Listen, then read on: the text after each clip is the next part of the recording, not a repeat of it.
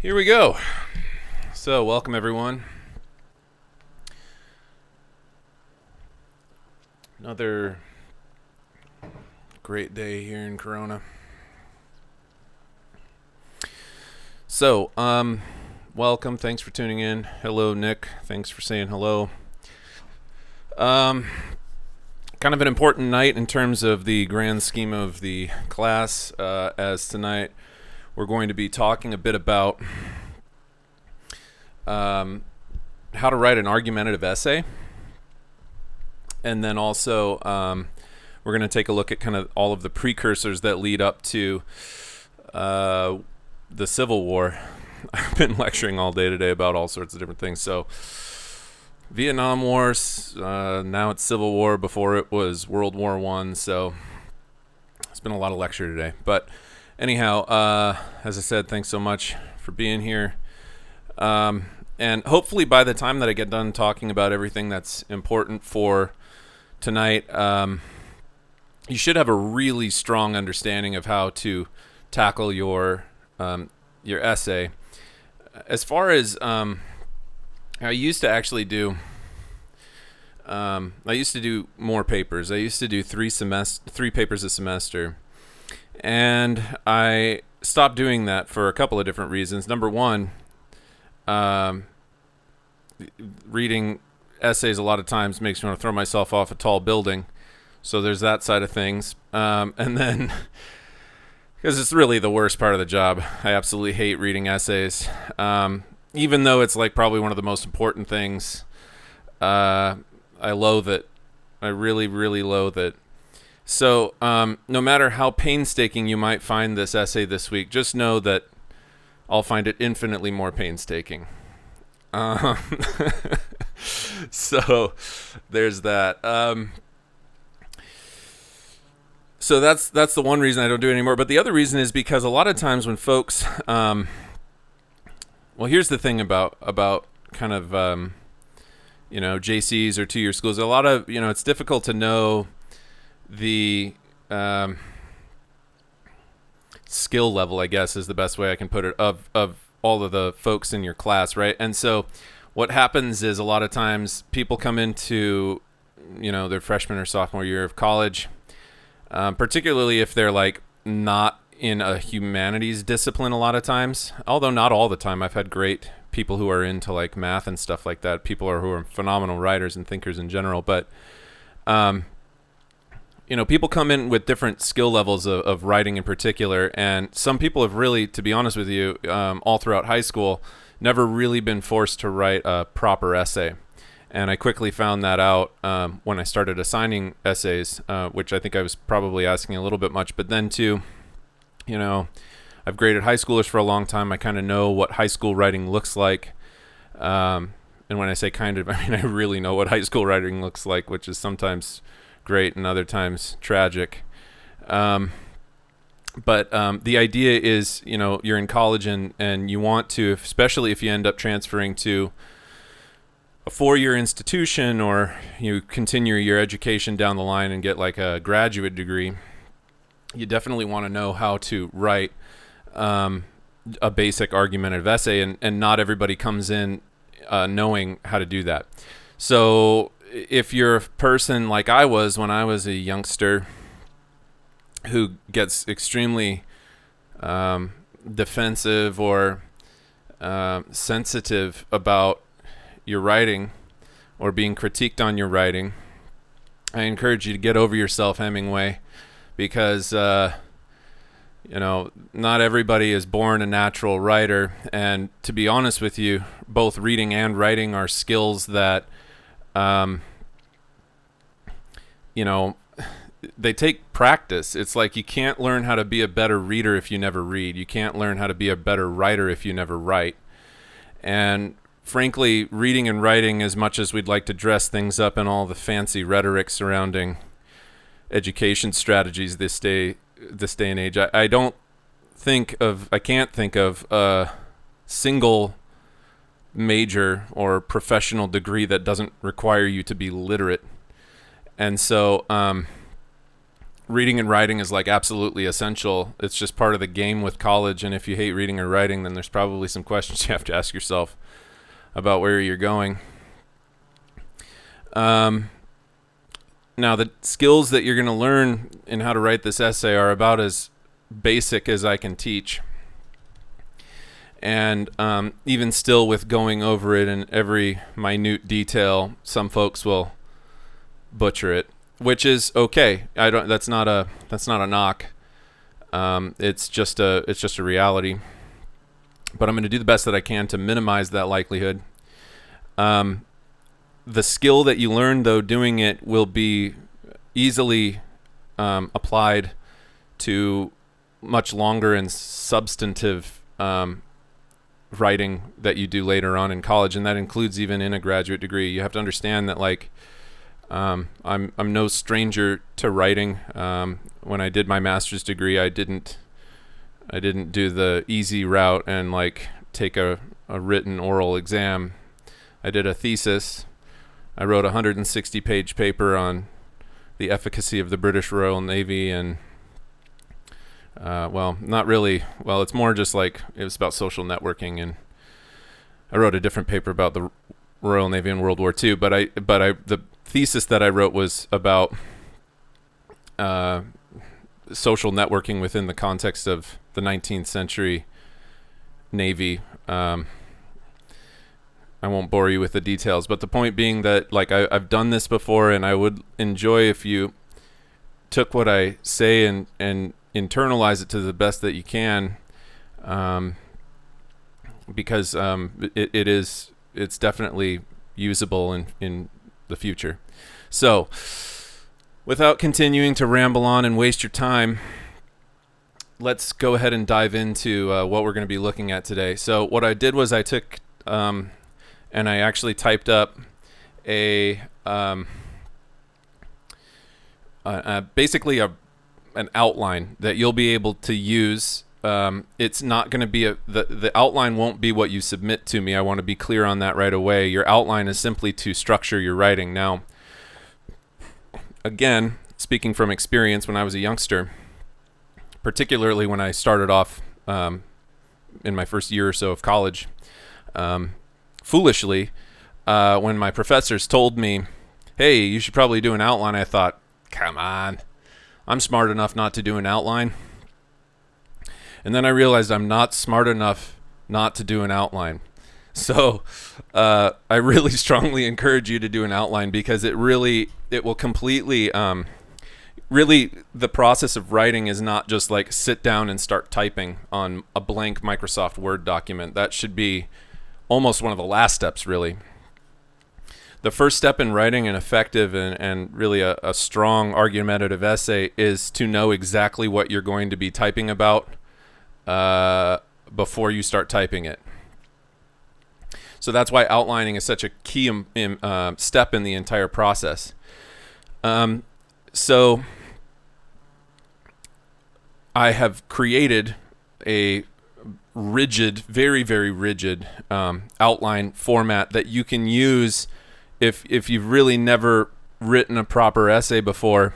You can use this as something of a cheat sheet to organize your essay so that you know what you're going to say. And then if you say it well enough in the outline, you may even be able to take parts of it, not the whole thing, but probably parts of it at least, and even directly just copy and paste it directly into your essay. So you're kind of like, it's almost a pre-writing process, and some of the stuff from your pre-writing will make the cut, and then other things you'll have to, either throw out entirely and change around, or, modify the wording of it or something like that. Just depends on how much effort you put into the pre-writing process. If you only put down a couple of words in your outline, obviously you're not going to get a whole lot out of it. Now, at the same time, there is a point of no return on that. You don't want to be like so overly thorough in the outlining process, because really it's just ultimately a waste of time. Your outline is designed to organize your thoughts in a cogent manner, not to write your essay once and then write your essay again. It's more limited than that. So think about the story of Goldilocks, right, which I'll probably mention more than once tonight. But like, this, I don't even remember the story of Goldilocks, I'll be honest, but it's something about like this bear's bed's too hard. This bear's bed's too, is it bear? I don't even know if it's bears, wolves. I have no idea. Okay. I'm not a nursery rhymes major, but the point being that you don't want like it too much. You don't want it too little. You want it like nice and right in between. The Goldilocks scenario. If that even makes sense. So, we're going to go over everything from start to finish. All right. I'm going to jump over to showing you what this document looks like. Here we go.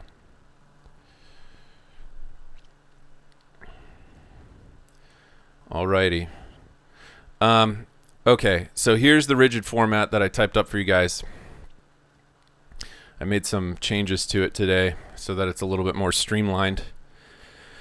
Okay, so what we're going to be writing is basically a 5-paragraph essay. Now, what does that mean? Now, maybe you've written 5-paragraph essays before. Whatever you've learned from high school or whatever, your English teacher taught you this, and Mrs. Jorgensen said that you were the best writer she's ever seen in her 50 years of teaching third grade.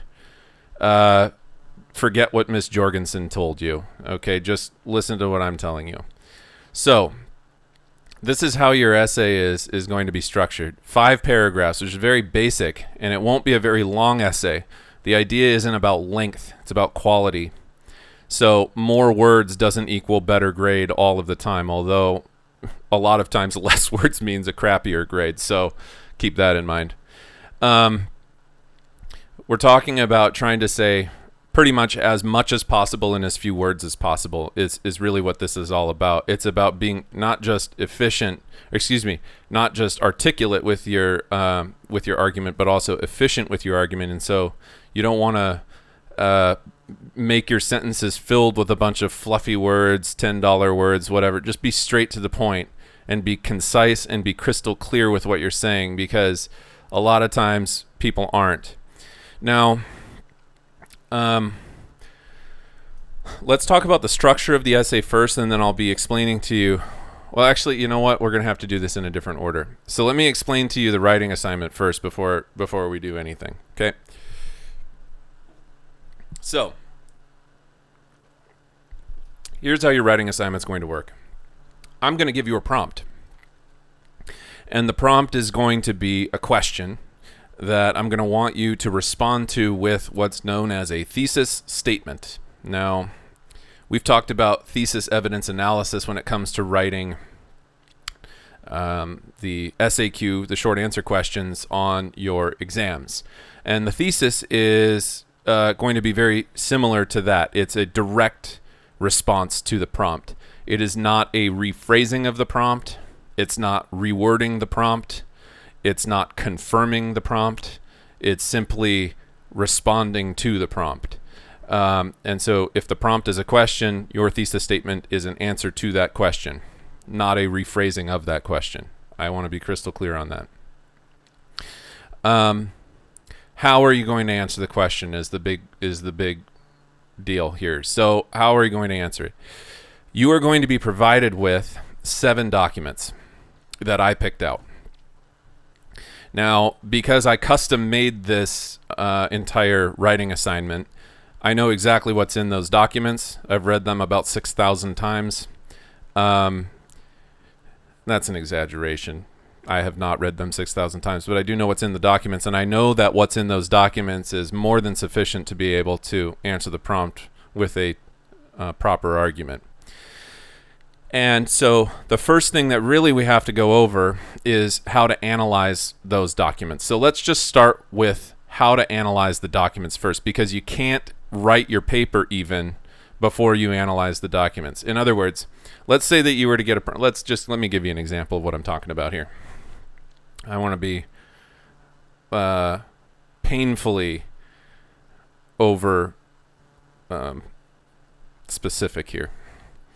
So let's say that you got a prompt that said something that you really know super, super, super well, okay?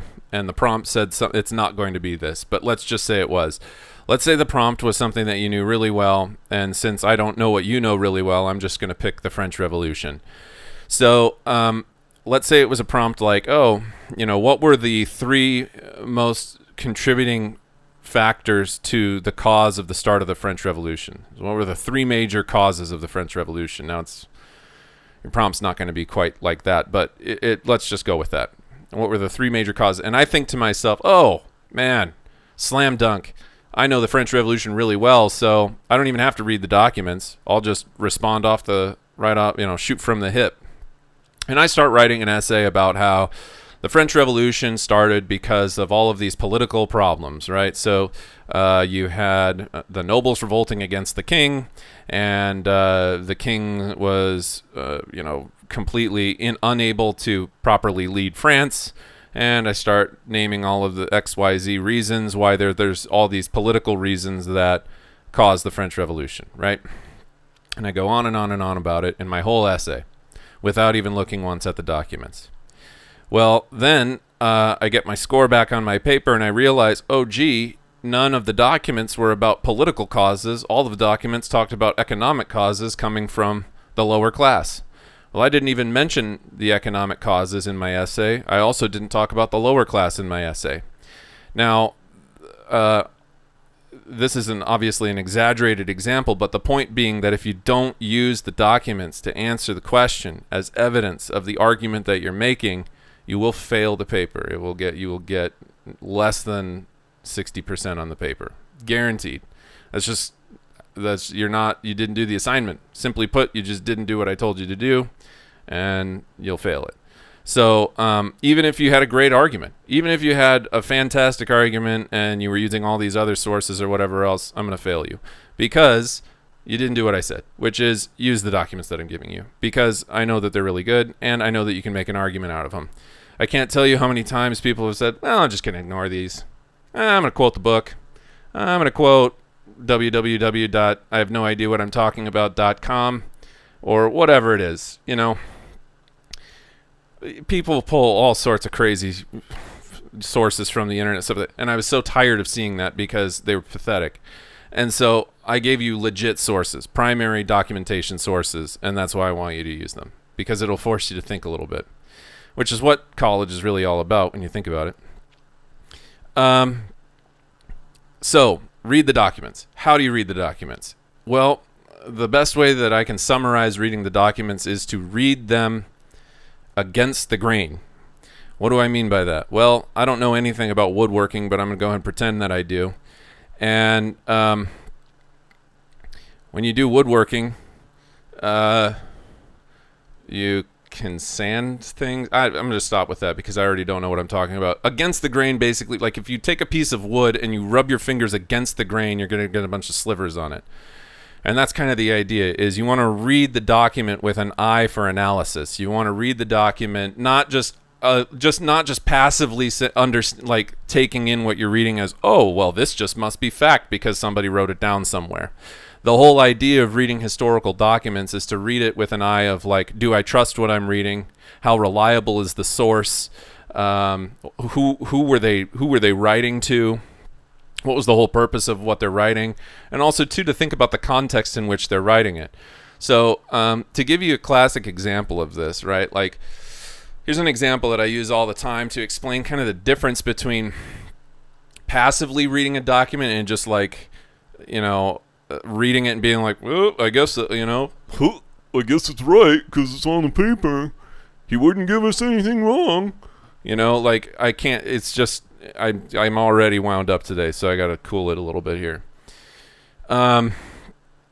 So let's say that you got a document. You won't get this document, okay? But just hear me out. This is an example.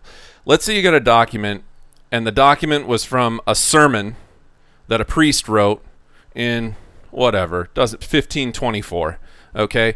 And you're reading this sermon from this priest in 1524. And the priest is in this sermon that he gave to his congregation is saying, and forgive me because I don't, I'm not going to be able to properly quote the Bible or anything like that. But like, let's say the sermon was something about like, and you shouldn't be spreading rumors about your neighbors. Gossiping about your neighbors is wrong. I'm really butchering this. Gossiping about your neighbors is sinful. Spreading rumors causes problems in the community. The whole sermon is surrounding this priest and his sermon about how spreading rumors is evil. Okay? Now, stop and ask yourself a question here. Ask yourself, why would a priest in 1524 or a pastor or whatever of a small town be giving a sermon to his congregation about the dangers and evils of gossiping? And if you answer to yourself, oh, well, that's because no one gossiped in 1524 because gossiping was sinful and people were really religious at that time. If you said that, congratulations, because you're absolutely incorrect. Okay?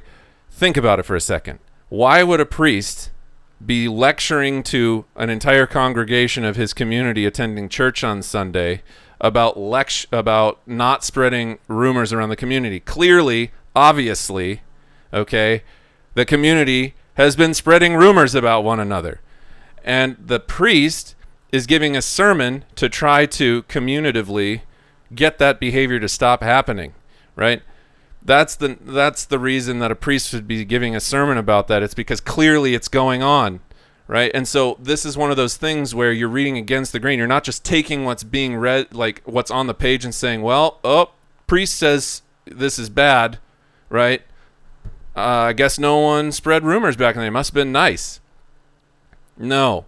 Okay? Obviously, people in small towns, if you've ever lived in a small town, rumors get around so fast. Everybody in the community knows before the end of the day.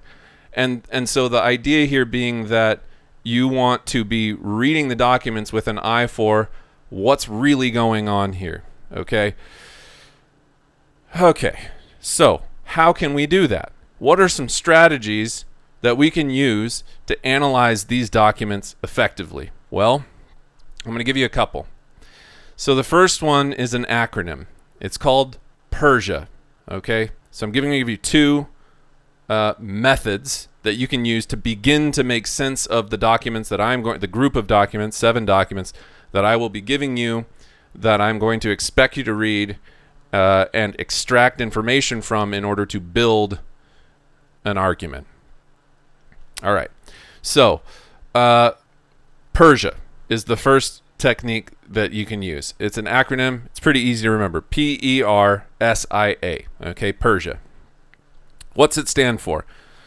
This acronym is used to broadly, and I do mean very broadly, and remember what I said about the Goldilocks thing, very broadly.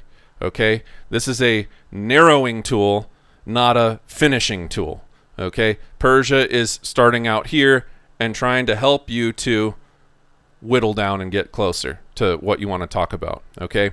So here's what they stand for: political, economic, religious, social, intellectual, artistic.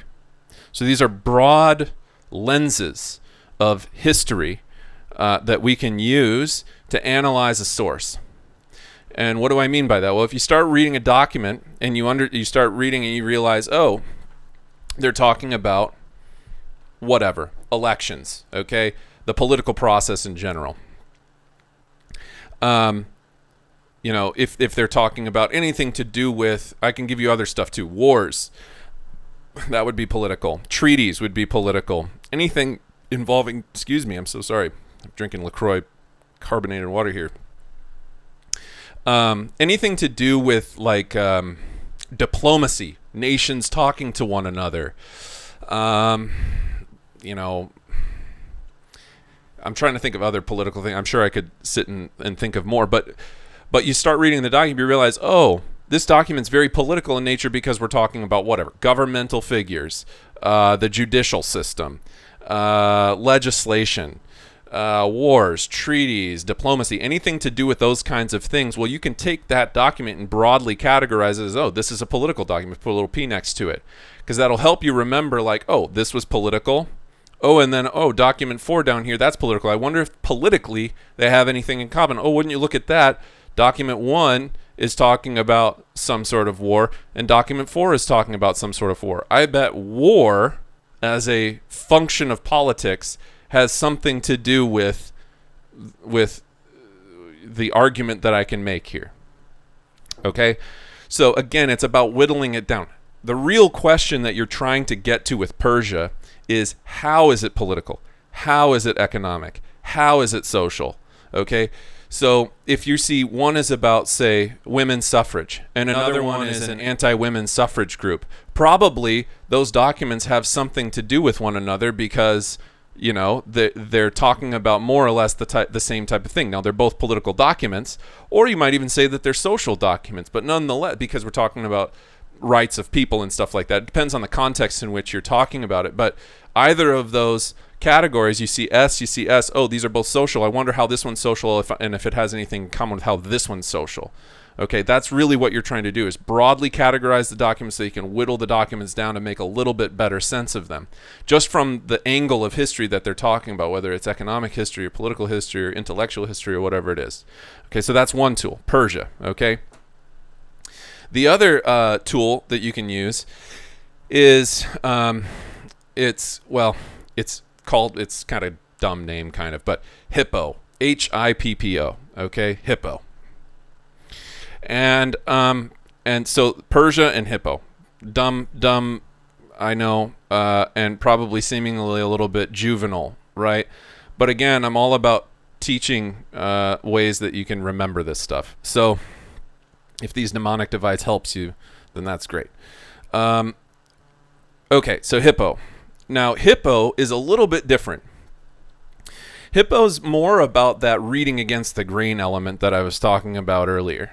So with Hippo, Hippo's a little bit harder. It's not single words, so hear me out. Hippo, H, historical context, okay? So in other words, with H, when you're reading a document and you're using H in your head to say, okay, what's going on here historical context-wise? Okay, so for example, if we see a document and it's a document talking about, oh, I don't know, could be about all sorts of things, but let's say the document is about, just off the top of my head, let's say it's a document about abolitionism, okay, as a movement about getting rid of slavery. and you actually, let's make it about anti-abolitionism, because I think that'll be easier to make an example out of. So it's about anti-abolition, okay? So it's from, let's say it's from like, I don't know, Jefferson Davis, okay, or John C. Calhoun, one of those guys from the South who was a real apologist about the system of slavery leading up to the Civil War. Okay, so if you're reading this and you're thinking to yourself, how can I place this in a historical context? Well, the best way to do that is to look at the year of the document. So when you look at the year, what you're able to, it's a big clue. Okay, the year will, if you know enough about what we've been studying for the whole semester here, the year is a big clue as to like where this falls. So let's say that the year was like, I don't know, 1840, okay, somewhere in that neighborhood. All right, the document's year was 1840. Well, we know that the Civil War doesn't start until 1861. So this is a pre-Civil War document. So slavery is still in place, but we also know in the North we're seeing, you know, abolition groups coming about, and increasingly as the years wane on, then the South becomes more and more defensive about the institution of slavery. So if you're reading this document in 1840, you're like, man, this guy's really racist. All right, seems like he really supports slavery. I wonder why. And then you look at the year and you're like, oh, it's 1840 and this guy is from South Carolina. Oh, well, he's from the South, okay, and he's from before the Civil War. So probably because slavery was still being practiced at that time, and being that this guy's from the South, and being that he's extremely well educated and, U.S. senator or whatever, He's probably from the upper class as well, which means that he probably owned land in the South, which means that he probably owned slaves in the South. So he doesn't want to see his own wealth disappear. But you see what I just did there was, it's not super hard to do necessarily. I'm not a genius by any stretch of the imagination, but I just have practice with reading things in the sense that I want to extract what's really going on with the document. And so what I just did there was I built an entire context surrounding the document that I'm reading. Oh, this one comes from, northern New York, and it's from 1833. Oh, and it's talking about utopian socialist communities or something like that. Oh, well, I know that the burned over district in northern New York in the 1830s was also one of the areas strongest affected by the Second Great Awakening. And so there was a rejuvenation of the fire and brimstone type of religiosity of the folks living up in that region. So it makes sense that this document, being from the year that it is, being geographically where it's from, and situated in the context of the history that it's in, would be talking about this particular thing. All right, that's the sort of thing that you're going to be trying to do with H, historical context. All right, so that covers that one. I is intended audience. Okay, intended audience. So with this one, again, reading against the grain, but from a different angle. This time you're asking yourself, what is it about this document in terms of who it's aimed at? Was it aimed at a group of parishioners? Well, if it is, then probably most of the people that are going to be reading it are of a similar belief system to whoever's reading it to them. Was it, I don't know, was it a law that was written in? No, that's not a good one. Was it? No, that's not a good one. Was it a? I'm just going to use easy examples. Was it a children's book? Well, if so, it was obviously being aimed at kids. Was it a magazine advertisement? Well, then maybe it's aimed at kind of like, well, if it would depend on the magazine, obviously, but let's say it was a women's fashion magazine or something, obviously it's going to be aimed at women of a particular class who consume magazines and so on and so forth. So you're looking at who the audience was that this document that you're reading was directed at, and sometimes, not all the time. If you can't really narrow the audience, then that's not really going to be a helper. Some of these, depending on the document, are more helpful than others, which is something to keep in mind about it. Not all of them are going to be as strong in H as they will in O or whatever it is. Okay, so that's another thing to keep in mind about Hippo is you kind of have to use it in the way that the document, in the type of the document that you're analyzing. Okay, so intended audience. I feel like that one's a pretty straightforward one. Just ask yourself a simple question. Who was this aimed at? Who was reading it? And how might that influence what was written in the document? Okay, so that's intended audience. The first P is point of view. Okay. Well, I'll make that the second P. Let's do purpose first. Okay, so the first P is purpose. So purpose. Ask yourself, what was this document intended? Not who was it intended for, not who's going to be reading this document, but what's the point of the document? Was it an advertisement? Was it a political cartoon, and therefore was it satirical in nature? Okay, was it a newspaper article? Okay, if so, what was the name of the newspaper? Where did that come from? Okay, is it a trustworthy newspaper, or is it a newspaper that's really biased and, for example, anti-clerical or heavily socialist or something like that? Okay, that can give you some idea about the purpose of the document.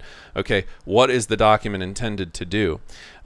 Is it a law? If it's a law, then you have to question, right? Like, if we're reading a law, who wrote it into law? Was it a Republican-controlled Congress, or was it a democratically controlled Congress? If so, in what year, right? Because that can change too. Because, well, not really for this class, because the party realignment doesn't really happen until about 1930. But the point being that, like, over time, that could have an influence.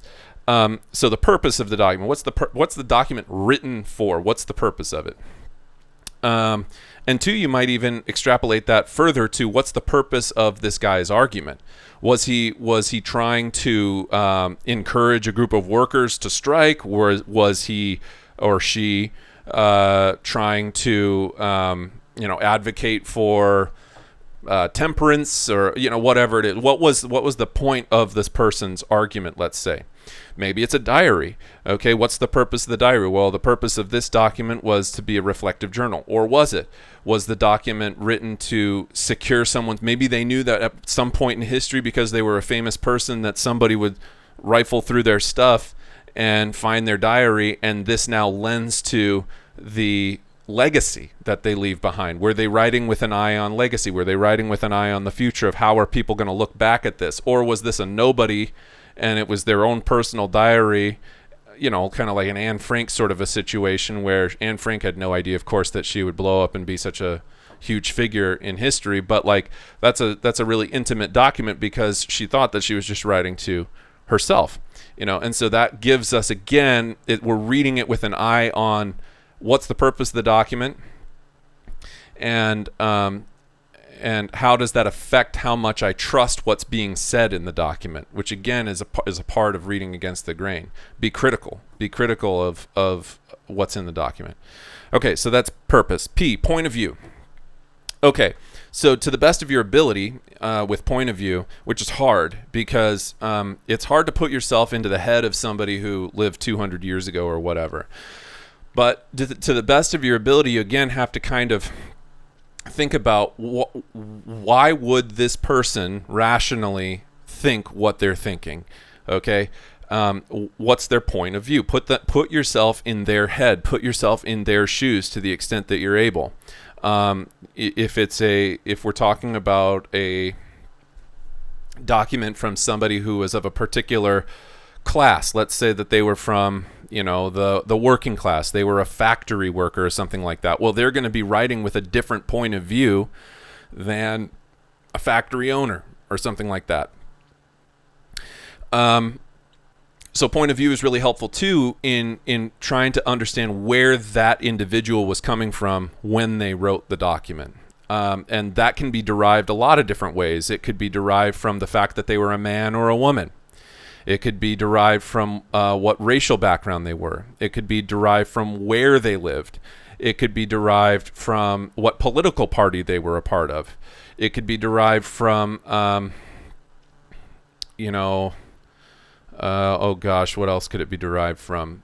What are other ways? Maybe their sexuality would be another one, right? So you're trying to look at the individual and understand from their point of view what they're writing and why they would have been writing it. So that's point of view. And then O is a helpful one too, because sometimes you want to include some outside information, and that's what O stands for. So O is like, okay, so this is what this document says. How does it relate to other stuff that I've read in the class? So, for example, if the document was Adam Smith's Wealth of Nations, and it's about capitalism, right? How could we relate that to something else that we learned in class? Oh, well, I learned that capitalism really started to proliferate at the start of the Industrial Revolution, where we see the change from a largely agrarian production-based society to a intensively consumer capitalist society. Right? And how does that fit into other stuff that I'm trying to make sense of in the documents that I've been given? So it's about kind of connecting it to other stuff that you've learned to make better sense of how that document fits with other stuff. I didn't really phrase that super well, but outside information is very basic. It's basically like it's very basic. You're basically, God. Anyway, you're just trying to like look at if that document fits with other stuff that you've seen in class. All right. Okay, so that's Hippo. So between Persia and Hippo, the idea is you use those two tools to analyze, scrutinize, be very critical of the documents that I'm giving you so as to really, truly, fully understand what they say and not just passively read them and trust the words that are on the paper as they're written and try and formulate an argument based on that. It makes it so much easier if you take time on the documents. That's really what the first step of writing this whole thing is. Just sit down and really spend some time. You've got as much time. I give my sophomores in my history class 15 minutes to do it. They get 15 minutes to read all 7 documents. Now, the ones that you have are a little longer than the ones that they get. Okay. But that's also to give you a little bit more flexibility with the kinds of arguments that you can make. So in some sense, it actually makes it a little easier in a way, even though they're longer documents.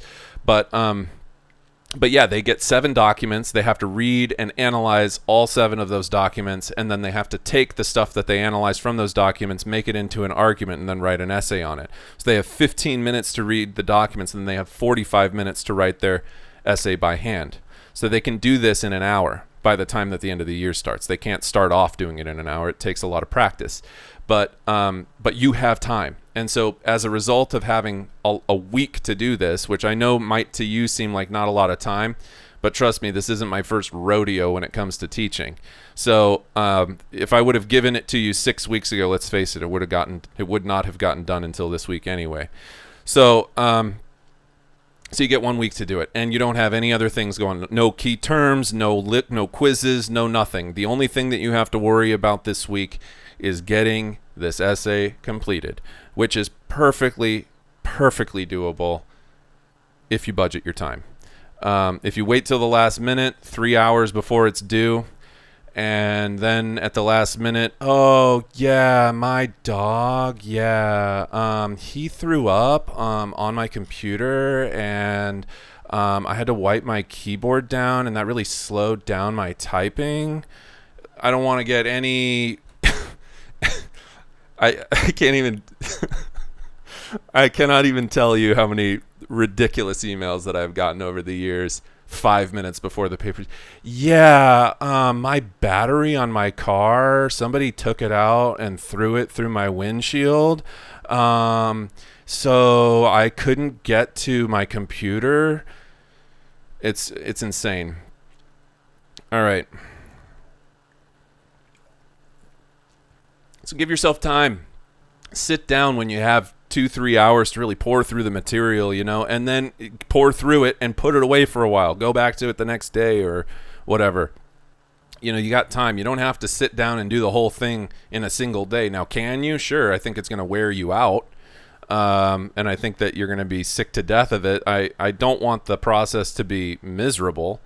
The whole point is to give you some practice with both reading and writing, really. But also, I think that the documents are really good. I think that you're going to read the documents and be like, OMG. So, yeah. Okie dokie. So, Persia, Hippo. Do I need to say anything else about that? So that's the reading of the documents, okay? And of course, as you're reading the documents, I strongly suggest that you're like taking notes on it.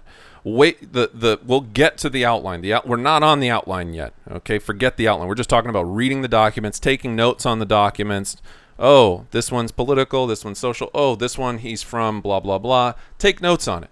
Give yourself notes, because then you don't have to read the whole document over again, over and over and over again. You start to get an idea of, okay, this is the importance of. Also highlight. Use a highlighter. If there's something from the document that you want to use, highlight it. Which brings me to another point that is very important about writing these essays. And the next point is, for the love of God, do not quote anything from the documents. Don't quote anything, okay? I know what the documents say. We both know what the documents say. I've got the documents. You've got the documents. I know the words on the page. You know the words on the page. We both know how to read. So please don't quote. The whole point of this assignment is to see if you can make an argument. And I do not want you to quote, because quoting really is unnecessary. Okay? Now, that doesn't mean that you shouldn't cite. There's a difference between quoting and citing. So this is another skill that's very important for you to use. When you write a paper, the infantile way of writing a research paper is And when I say research, I'm really saying small r research, because it's probably you're just parroting back what somebody else already knows, and that's not real research. But let's say that you're writing a paper, and you got a whole bunch of books and other things like that, and your whole paper is, I'm just really all that is organizing organizing different sources when you're quoting, because when you're quoting, you're simply repeating what somebody else said. I'm not wanting you to repeat what somebody else said. I want you to make your own argument and say what you want to say. Now, the way that you do that, though, is by analyzing evidence. So when you write an actual research paper, you're looking at something from the time. You're going to be using these primary resource documents that are from the time. Sometimes quoting is useful only for the purpose of like putting an emphasis on a particular word, or if you honest to God really needed to include a direct quote from somebody for the purposes of specifically breaking down something in that quote so your reader knows what you're talking about. But since we both understand the documents, we both know the documents, and you're not publishing a book or something like that, there's really no reason to quote for me, because when you talk about what's in the documents from an argumentative standpoint, using analysis rather than quoting what somebody else said, that's the thing that I'm looking for you to do in your essay. Now, so why would I ever cite something if I'm not quoting it? Well, because you want to be clear with me about, if you're analyzing something and you're making an argument about, what so-and-so meant when they did this was they were blah, blah, blah, blah, blah. You want to refer at the end of it. You can just put, in parentheses and little parentheses at the end of the sentence, or if you want to be bold and use footnotes, which is what history calls for, you can do that. I think most people are comfortable with in paragraph citations, parenthetical citations, which is fine, but it shouldn't be like some big long, parenthetical citation. Just put Doc 6 and I'll know what you're talking about. Okay, you don't need to be like, the Historical Society of and go on in your that's waste of your energy and a waste of my energy to read it. So just put Doc 6 or Doc 5 or Doc 2 or whatever document that you're talking about when it comes to, if you're referencing specific content within that document in what you're analyzing, then just pop a little citation at the end to say this is what I'm referring to, because references are still important. You want to refer to the sources that you're talking about, even if you are not necessarily directly quoting what's being said in that document. Hopefully that makes sense to you. Now, what if you use a document multiple times in a row? Well, you don't have to do it every single time. It doesn't Doc 6, Doc 6, Doc 6, Doc 6. You don't need to do that. Just wait until the last time that you're going to use that document, put Doc 6 there, and that'll let me know everything that you just talked about was referring to Doc 6. Then you move on to the next document that you're going to talk about, Doc 5, whatever. Okay, right within your body paragraph. So that's kind of the citation style that I'm looking for. You also don't need a list of works cited, because I already know what all the works are, and I think I've cited them for you, so that you have some context clues about where the document came from, when the document came from, who it was written by, and so on and so forth. Okay, so you don't need to cite the documents, you do need to cite the documents. You don't need to create a list of works cited or a bibliography or something like that. I'm not looking for that. Although, in a real research paper, of course, you would need to do that. Okay. I think with all of that, now finally, let me double check, make sure that I'm not missing out on a bunch of questions here. Oh, dear Lord. There's about 50 messages. Okay, what do we... should I be able to hear you? Yes. Okay, if I've taken English 1A, 1B, should I be okay? Yes. Maybe. I don't know. I really don't know, because English writing is different than historical writing. If you wrote argumentative essays using historical documents in English, then yeah, I would say English 1A, 1B would be good. If you were doing creative writing or doing a persuasive essay or something like that, then no, because that's a totally different format of essay. Can you please zoom in on the paper? Yeah, I'll do that in a minute. Will this be kept up all week so we can go back and forth as we are writing our papers? Yes, I'm going to put all of this up onto up on whatever. on Canvas. That's the one. Okay. What would be considered an intellectual essay? Example, please. I'm not really sure what you mean by an intellectual essay, but probably one that makes a good argument. And then Freedom Fighter says bullshit, which I do not know what is a reference to, but I've heard worse things in my life. So that covers the questions. Let's move on to the layout of the essay. I think it's going to be pretty straightforward for you. So here we go. I'll zoom in as someone requested, and we'll go through this little by little by little so as to make sure that you're all crystal clear on what's expected. Oakley dokley. Let's zoom up here. Okay, contextualization. So, similar to the whole historical context thing that you're going to be doing when you analyze your documents, contextualization is basically a statement, a rather, okay, let's say that you're going to a play, okay, and you sit down in the auditorium, lights go down, curtains draw. Before the first word is spoken in the play, things start to happen. You look at the stage, you see a bunch of props on the stage. Maybe music starts playing. Maybe actors come out and they're dressed in certain costumes or whatever onto the stage, or maybe they're already on the stage or whatever. Okay, the point is before you've even before the play has even really started, you have set the stage has been set for you. You have some degree of context of what's going on. Okay, so I see a space backdrop with a bunch of stars. I see people in astronaut suits. I hear some spooky, eerie music playing. Oh, maybe I'm watching a play on, I don't know, 2001 Space Odyssey or something like that. Okay, what that's essentially, that process right there of setting the stage is exactly what you're going to be trying to do with contextualization. Maybe I can make this even larger here in case people are struggling to see it. Okay, let's move this out. All right, zoom in even more. Hopefully that's a little bit better for you. Okay, so contextualization, set the stage for the time period. What was roughly going on that sets the stage for your reader to understand kind of where you're starting? Think of contextual. In fact, I'm just going to go ahead and add this right now. It should roughly describe the who, what, where.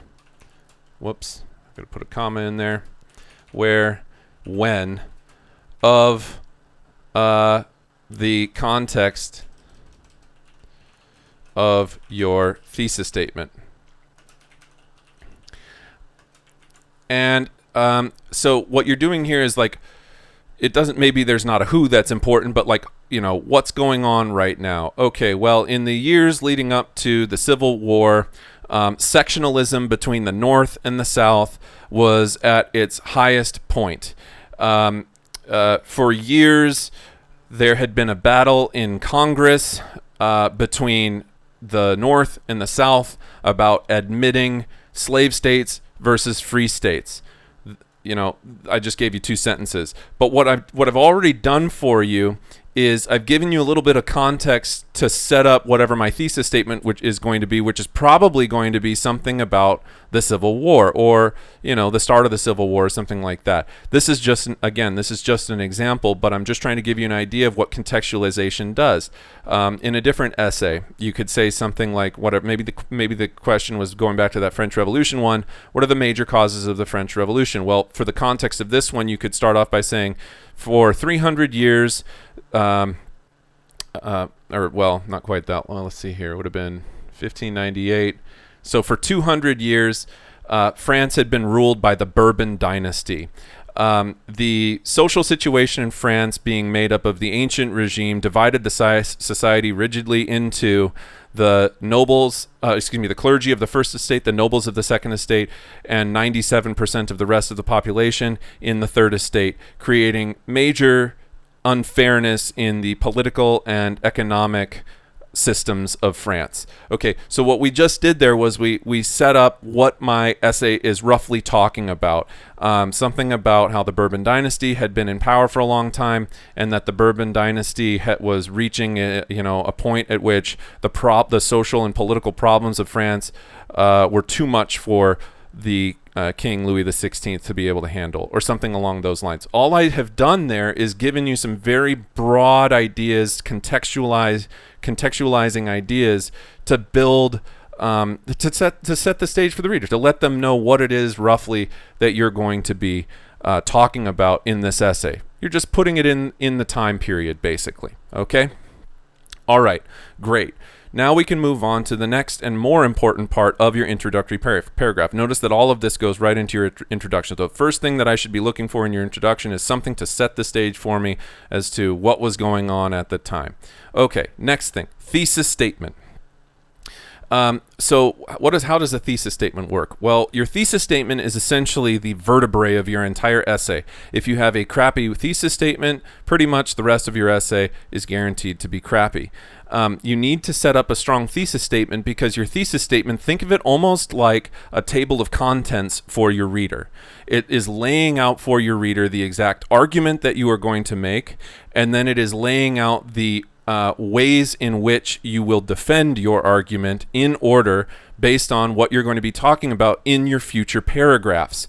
So there's really two parts to a thesis statement: your argument and what we'll call your premises, the means by which you'll defend your argument. Okay, and it's really good to use that Persia tool that I was telling you about to give you a clue as to what your premises are be. Now, you don't want to use the actual Persia letters as your premises. The premises of my argument are political, economic, and social. You do not want to do that because, again, Goldilocks scenario, way too broad. You need to narrow that down a bit. And your premises will be answered by asking the question of how are these documents that I'm looking at as being similar to one another? How do they fit together? What's the thread that weaves these two documents together? Okay, so your premises are going to be informed by Persia, but they won't actually be the Persia categories. Hopefully that makes sense to you. And you know what I will do is we'll do this. Maybe we can. I'll do that today. I'm going to pull up. I think I have one online somewhere.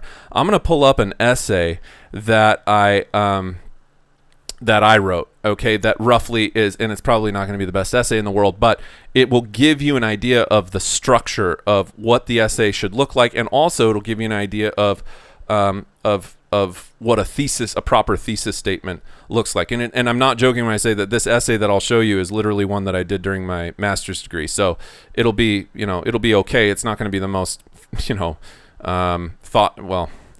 it's a short essay. It's a response. Really, in my master's program, it was a response paper. It's not really an essay. It's just a response. But nonetheless, it'll give you a good example of kind of what it looks like. And we'll pull that up in a little. In fact, you know what? Let's just do that right now while I'm on the topic. Let me see if I can find this really quickly. I bet it's somewhere here.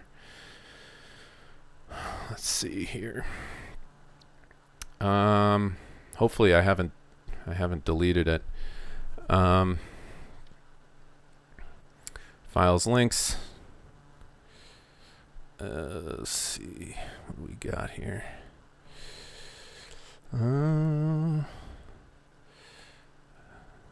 Is it in there? Maybe it's in an older course. Let's try this out. My courses.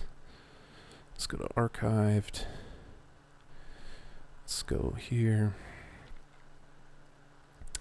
And then, do I have it here? Rubric, Civil War prompt. I do not have it there. Let's try a different one. I apologize. If I was on my work computer, I'd be able to pull this up, no problem. But let's see. Courses. We'll go my courses. I guarantee I have it somewhere. Let's go to archive. Let's go to this one. And do I have it in here anywhere? No. Okay. I will find this somewhere. I guarantee I have it somewhere. I'm just gonna have to look for it, but I don't want to waste your time looking through endless files on the internet while you're live watching me right now.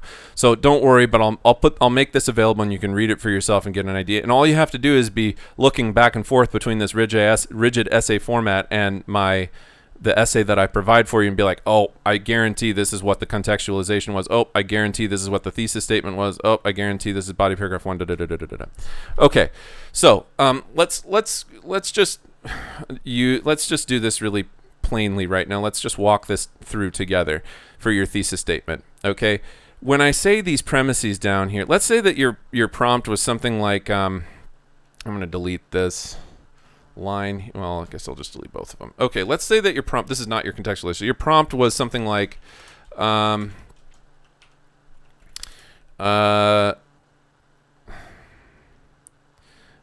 I'll just do something very basic. Okay, so that we all know. Now I'm a huge nerd, and so I'm going to use Star Wars as my prompt here, but I got to think of it on the top of my head. So maybe your prompt was like something to do with explain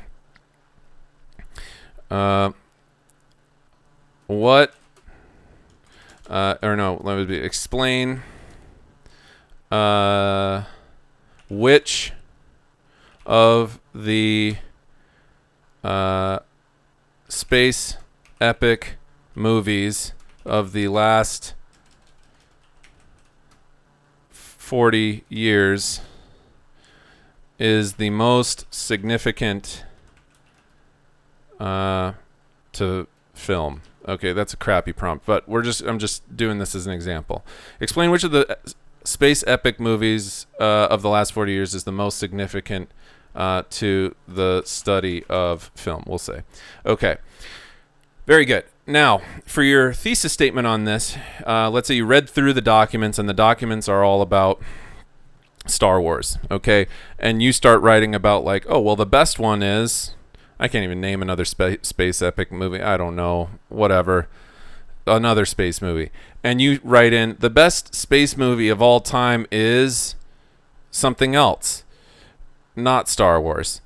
And immediately I'm going to look at that and be like, did you even read the documents? So the correct way to answer this would be, because it's, made this way in this scenario, notice I'm answering this question. The most significant space epic movie of the last 40 years was the original, because let's face it, all the rest of them suck. The original Star Wars trilogy, created by George Lucas. Okay, now what we have done here is we've come up with an argument. This is a complete sentence. We could put a period on that. But notice we've only done half of our thesis statement by listing our argument. We haven't at all explained the ways that we are going to go about defending this statement. Notice that this statement here, what makes it an argument? It makes a declarative statement that takes a side on an issue. Okay? It doesn't wish-wash between things. It's not ambiguous. It doesn't leave the reader like wondering, I wonder what they're talking about. Your argument should be crystal clear. It should answer the question, and it should be a statement that takes a side. That's what you're doing. You're defending an argument. I'm not saying that another person couldn't come along and read your argument and think, oh, this is nonsense. The best one was something else. They can. That's the whole point of academia, is for other academics to tear you apart. What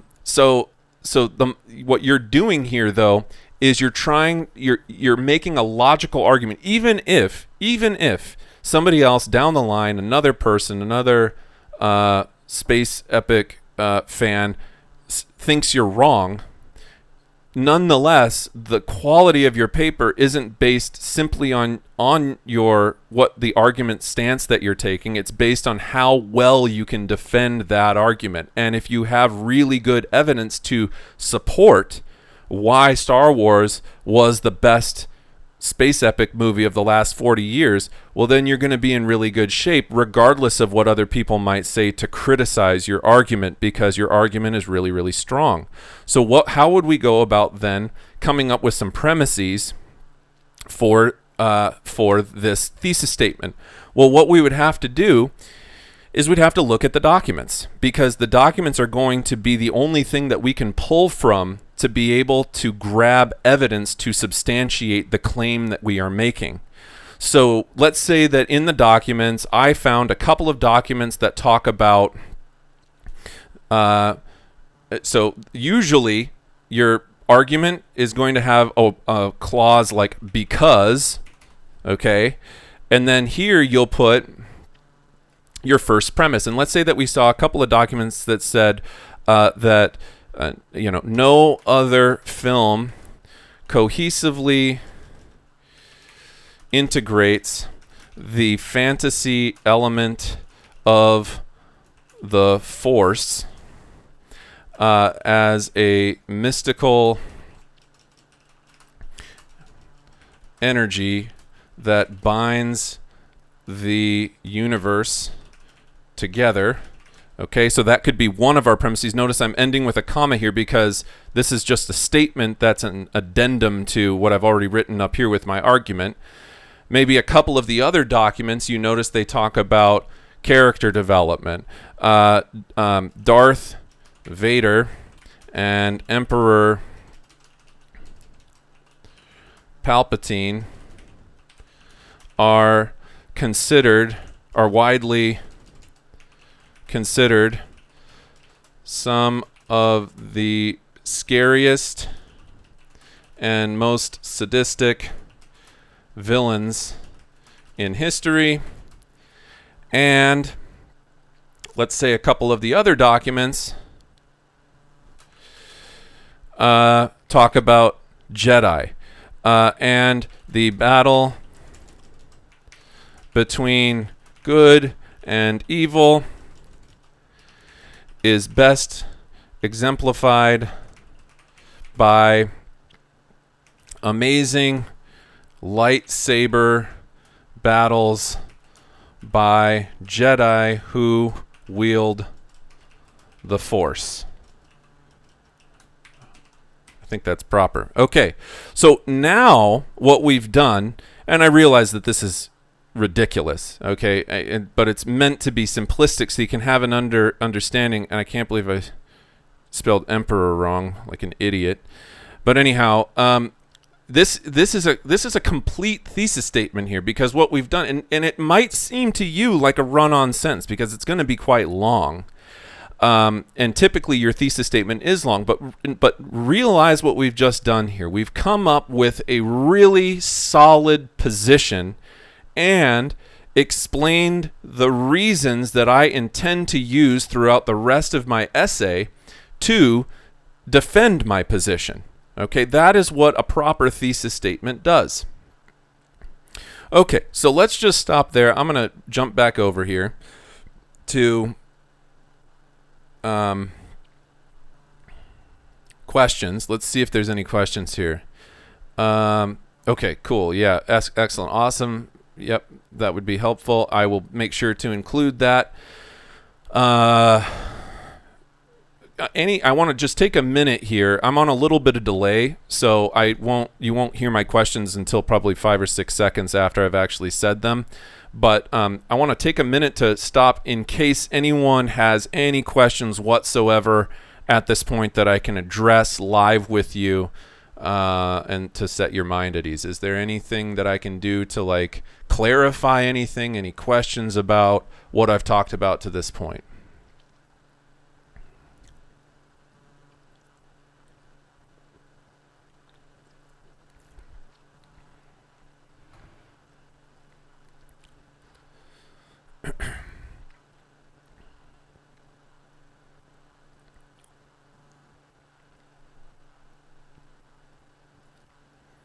I'm just giving you time in case you need to type something out here.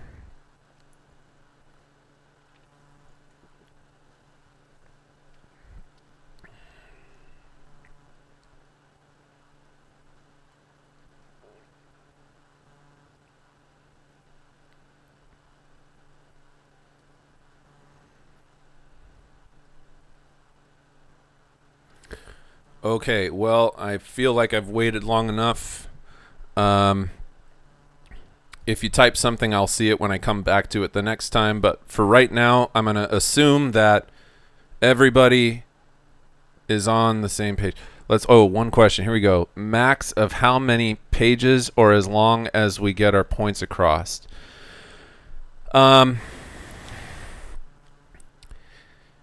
I shouldn't suspect that your paper will go on much longer than 3 full typed pages. I would think that 3 to 4. I would be surprised if usually they're about 3.5, 4 pages long at most. It's not really about a page limit. Getting your point across is definitely very important, but again, getting your point across in a way that is clear and maybe more importantly than clear, concise. A lot of times the novice mistake that I see a lot of times in folks writing is they say way more than they really need to say.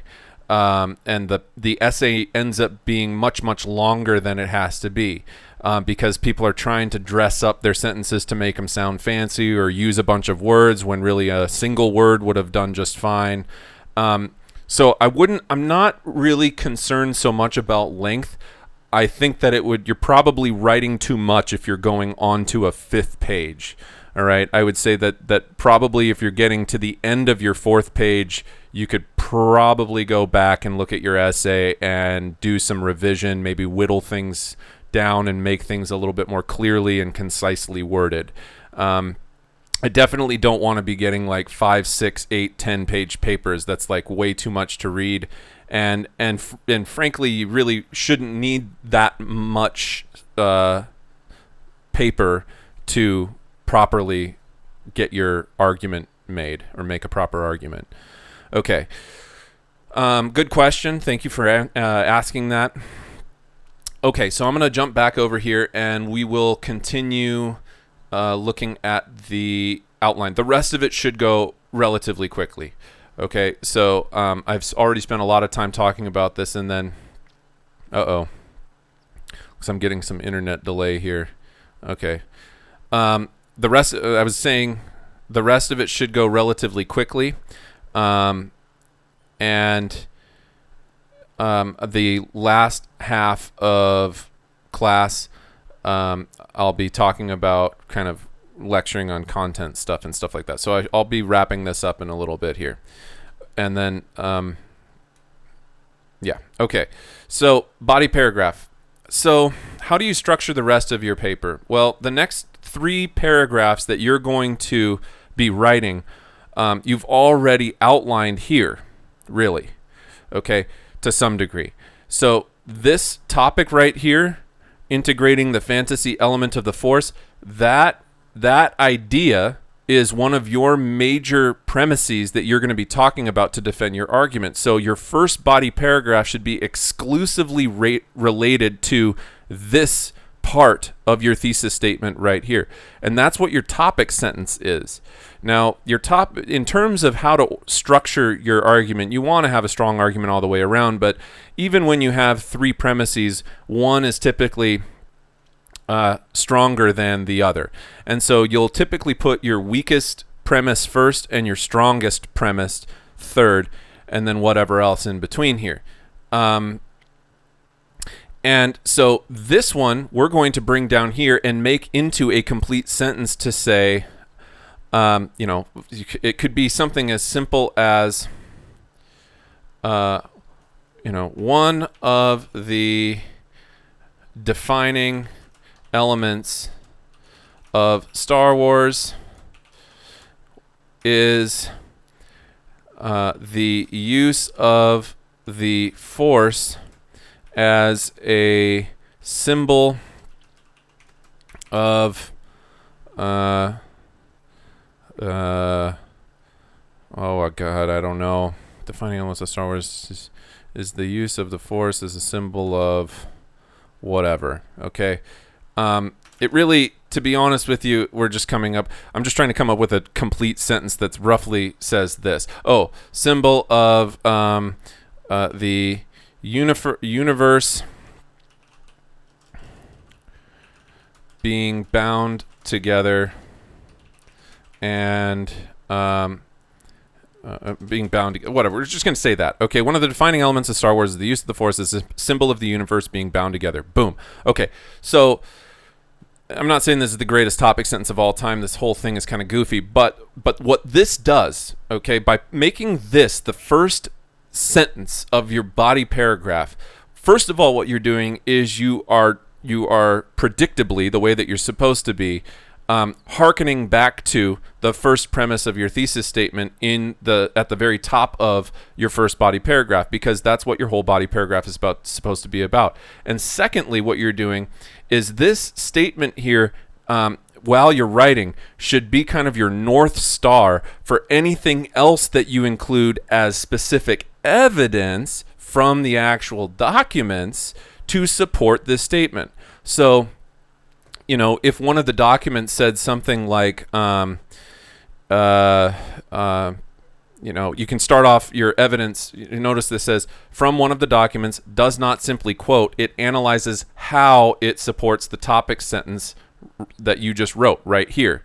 So you could say, like, for example, let's say one of the documents was about Obi-Wan Kenobi turning into a ghost after being struck down by Darth Vader. For example, okay, or you could say one example, because you're going to be listing probably a couple per paragraph. One example of the importance of the Force in Star Wars, The Empire Strikes Back, is when Obi-Wan Kenobi reappears in ghost form so as to continue Luke Skywalker, since it's the first time we've mentioned him, Luke Skywalker's training to become a Jedi Knight. And then you can go into and then you give some, explain it. Don't just throw it out there. Now you got to explain it a little bit. Okay, and you can say here, like, let's say we got this from Doc 2. Okay, Doc 2. Boom, bang. Nice. All right. Without the Force, perhaps Luke's training may never have been complete because he would not have known how to seek out Yoda on Dagobah. Okay, now, in case you're sitting here wondering, well, how does this guy know so much about Star Wars? It's probably best not to ask. Okay, so now we've talked about one piece of evidence that we've used to describe the importance of the Force as a symbol of the universe being bound together, to some extent. And then we could go into another piece of evidence from a different document, right? So here, we could say another example of the importance of the Force was when Luke ventured into the mystical cave to confront Darth, a ghost apparition of his arch enemy, Darth Vader, and realizes he is not prepared to battle him. Okay? And then we could go into explanation of that. The important thing with evidence, and then again here, let's say we got this one from Doc 5. Boom. Okay, now we can go on to analyze that statement as to, why, how, does this, or is this relevant to the topic sentence at the start of this paragraph, right? So, a statement of analysis. Notice what you're doing here. Notice what you're doing here is you're just doing an extended version of the exact same thing that I make you do on the short answer questions. Thesis, evidence, analysis. TEA. You're doing the exact same thing. It's just that you're now offering several E's and A's for a single topic sentence up here. And your thesis isn't just one thesis, it's actually kind of 3 for the price of 1, because you're going to be defending this statement, you're going to be defending this statement, and you're going to be defending this statement, or rather substantiating each of those statements with actual evidence from the documents that you've been provided. Okay, so now that I've explained that part, and it's just lather, rinse, repeat. You could probably put 2 and 2 together for how the rest of these are going to go. Body paragraph 2. You go up here, what was my second premise? Oh, I was talking about how Darth Vader and Emperor Palpatine are widely considered the scariest and most sadistic villains in history. Now I can go into this whole other element of my argument in my second body paragraph, and I'm going to start with a statement that is a complete sentence all about Darth Vader and Emperor Palpatine being scary bad guys. And then I start going into evidence and analysis from the documents on that one too. Now, are you going to use 3 pieces of evidence for every paragraph? No, I just put 3 in there because you have 7 documents, so it'll probably be like 2, 2, and 3, or 3, 2, and 3, or 2, 3, and 2, okay, or something like that. I definitely screwed that up. But anyway, I think you get my idea. So you may not even use a third piece of evidence for this one. Maybe there were only 2 documents that really, gave good info or evidence to support this particular topic since it's up here. Great, no problem. Delete that third evidence one and then move on to paragraph 2 and start with talking about your second premise of your thesis statement here. Then start talking about other documents that you're going to use to substantiate that one. And then once again, lather, rinse, repeat for body paragraph 3. All right? So that's that part of it. How does this guy know so much about Star Wars? Hey, now, don't judge me. So, any questions at this point? All right, any questions about the body paragraph side of things? Am I going over this thoroughly enough? I have 12 people in here, which is actually pretty good. So,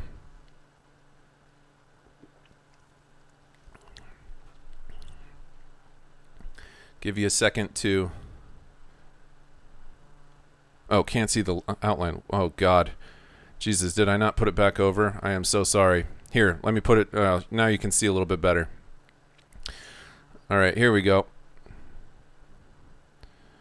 Yeah, okay, it's on there. Sorry, I do that all the time. Okay, so now you can see what I've been typing here. Sorry about that.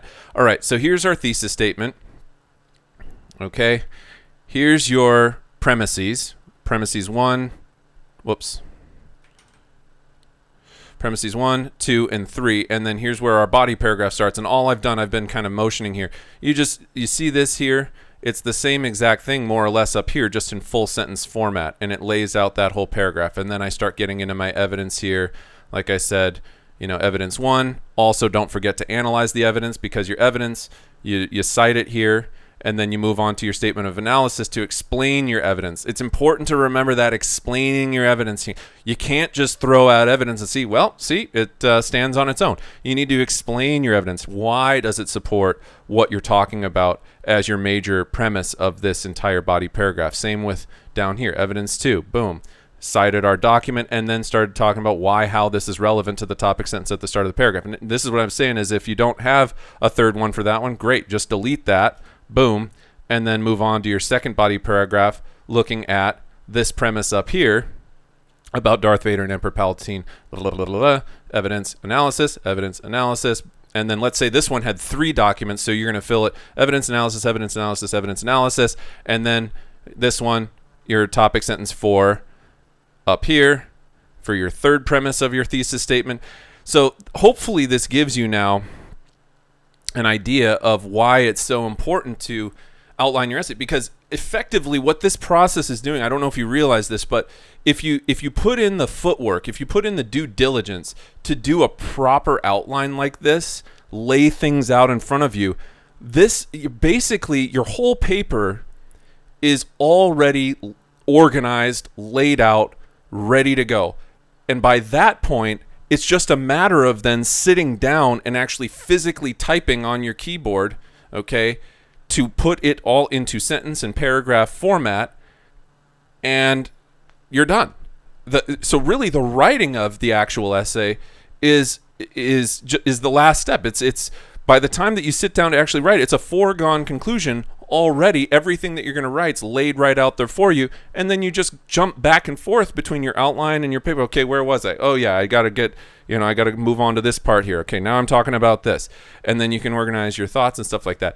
This is, and I'm not kidding. I had to do this for all the major papers that I wrote in my graduate program, because without doing this, you start sitting down and it's so easy. When, even in a 5-paragraph essay like this one, it's so easy to get confused, or you start going on a tangent. If you just kind of, free associate as you're writing your essay, the tendency is you're going to get yourself off track, because as you're writing stuff, you're going to start thinking, oh, that's a good point. And then you start typing that. Oh, that's another good point. Okay. But before long, you started here and now you're all the way over here, and you're not even talking about what your topic sentence is about anymore. And you've gone on a random tangent, and I'm lost and you're lost and everybody's lost. Okay. So this is why doing an outline is so important, is mostly just to keep yourself organized and know what you need to write next in your essay. Okay. Let me take a look here, see if there's any other questions. Okay, good.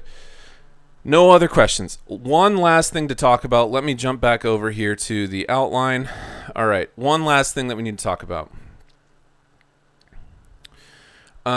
Okay, a statement that summarizes, this is your conclusion. Oh God, I got to include, oh yeah, I'll put this in here in just a second here. Let me, in fact, let me load, open rigid essay format. Okay. Oh wait, do not save. I'm doing that so that I get all the stuff that I was just typing in there out of there, because I don't want that in there when I upload it to Canvas. Okay, so for your conclusion, I'm going to put this in here right now. Don't start with in conclusion. There's one simple way that I will know that you are in your conclusion, and that is that it will be the last paragraph of your paper.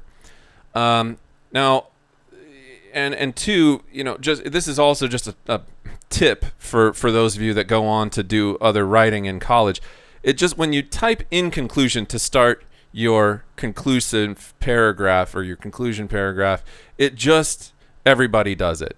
And it just comes off as a little bit elementary. So don't start with in conclusion. Just make it, you can, whatever you were going to say after you wrote the words in conclusion, delete in conclusion and make the next word's first letter a capital letter, and just start with that. Okay? Make it a declarative. Don't say in conclusion, because we already know it's in conclusion 1.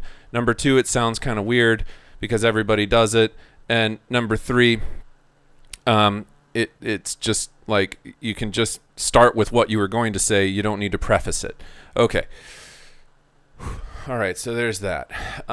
So that's the first thing about that. The next thing about the conclusion, it's a statement that summarizes your argument by explaining its overall significance in understanding the context you mentioned at the start of the introduction. So it should answer the question of why or how the argument you made was relevant to, in this case, the broad scheme of history. So if, let's say, we were talking about the Star Wars example again, we could say something to the effect of, without, I'm not going to actually type it, but like, without Star Wars, it's likely that other major epic film trilogies would not have been as successful, since so many themes from Star Wars were incorporated in different ways in other epic trilogies. And what you're doing is you're taking the overall argument that you just said, and you're now kind of extrapolating it and saying, okay, how is this significant to why did the reader just spend time reading my argument? If I was to take and wrap all of this up and kind of answer the question, like, what's the point? And maybe I'll even put that here. Like, what's the point? Right? What's the point? Your conclusion should kind of answer the question, what's the point? Why is it important? How is this significant? Those are the sorts of things that a conclusion does. Now, a lot of times in conclusions, other people will tell you just restate your thesis statement. And, sure, if you wanted to restate it in there, you can, but that shouldn't be the only thing that a conclusion is. Okay? All that does for your reader is just, kind of makes clear to them that you knew that what your thesis statement was, I guess. You really never should repeat yourself in an essay, though. There's no need to restate your thesis statement because you already said it. So don't repeat yourself in your essay. What you should instead be doing is kind of zooming the camera lens out a little bit and trying to answer the question of, like, why is it important? Why do we need to know this? What's the significance of it? How does this relate to anything? This is kind of the sort of this is the sort of thing that a proper conclusion will do. And a conclusion doesn't necessarily have to be super, super long per se, but it also shouldn't be just like a sentence or two. Okay, so, you kind of want to, this is your chance as the writer in some sense to kind of, first of all, you should never be introducing new evidence in your conclusion, because you should have already presented all of your evidence and explained all of your evidence in your body paragraphs. So your conclusion is kind of taking what you've already said and not rephrasing it, but explaining why it's important or how it connects to other things, or how it influenced something that came after it, or whatever. Okay, something along those lines. Okay, so with that, we have done exactly 1 hour and a half on essay writing. So, questions?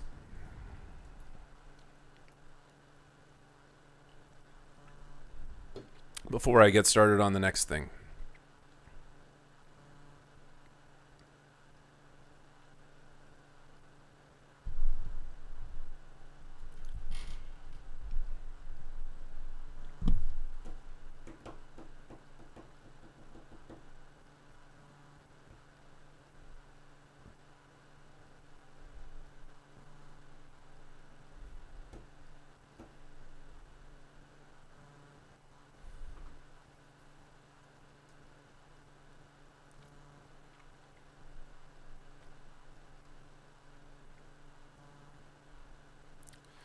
Okay, well, if there are no questions, then I will move on.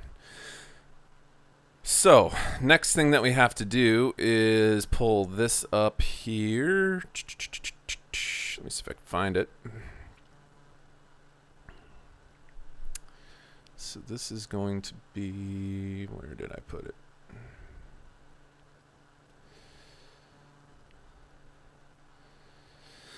Oh, I know it's in here somewhere. No, that's not it. That's not it.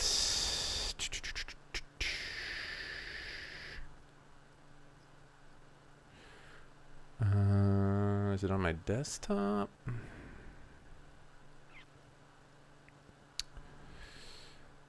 It is not on my desktop, it appears. Where did I put it?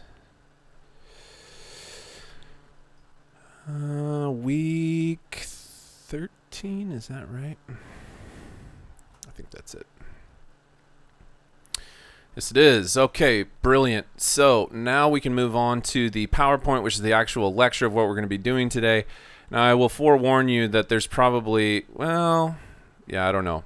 Maybe I'll get through it. I may not get all the way through this in an hour and a half. It's quite a lot to talk about in that amount of time, but the whole PowerPoint will be made available to you, and I value your time, so I won't go longer than 9 o'clock, but it is probably going to take me a little bit to get through this. So let me pop this over to the view of the PowerPoint. And here we go. So basically what we're talking about now, this is everything that sets up what happens to cause the Civil War. Now, we had talked about a number of different things leading up to this week about increasing sectionalism or division between the northern and southern states in America.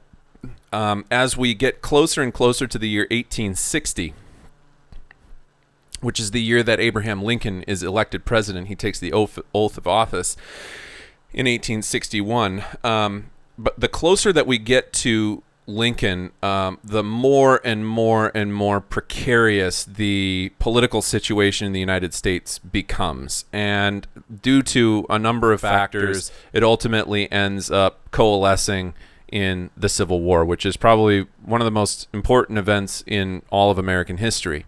So, big idea for, you know what? I'm just not even going to bother using that roller because it's so touchy, so I'm just going to use the arrows. Here we go. Enthusiasm for U.S. territorial expansion fueled by economic and national security interests and supported by claims of U.S. racial. So this is the same one that we talked about last time with Manifest Destiny. So it goes without saying that Manifest Destiny is definitely a very important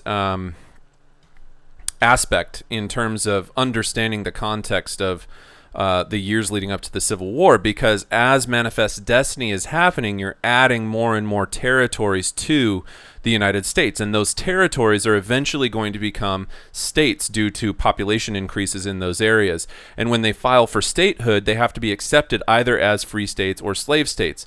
Now, of course, the South had been increasingly trying to add slave states the further west from, say, Louisiana that you got, getting into Texas and stuff.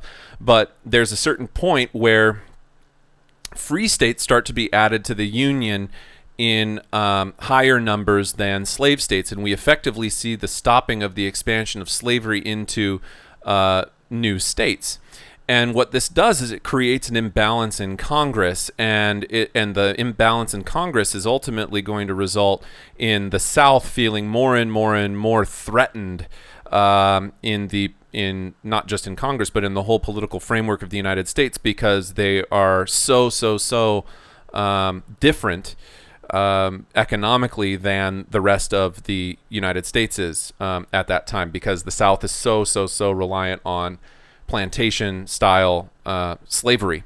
So that's how Manifest Destiny connects. The acquisition of the new territory in the West, in the U.S. victory against Mexico in the Mexican-American War, were accompanied by a heated controversy over allowing or forbidding slavery in newly conquered territories. I was just kind of talking about that a little bit ago.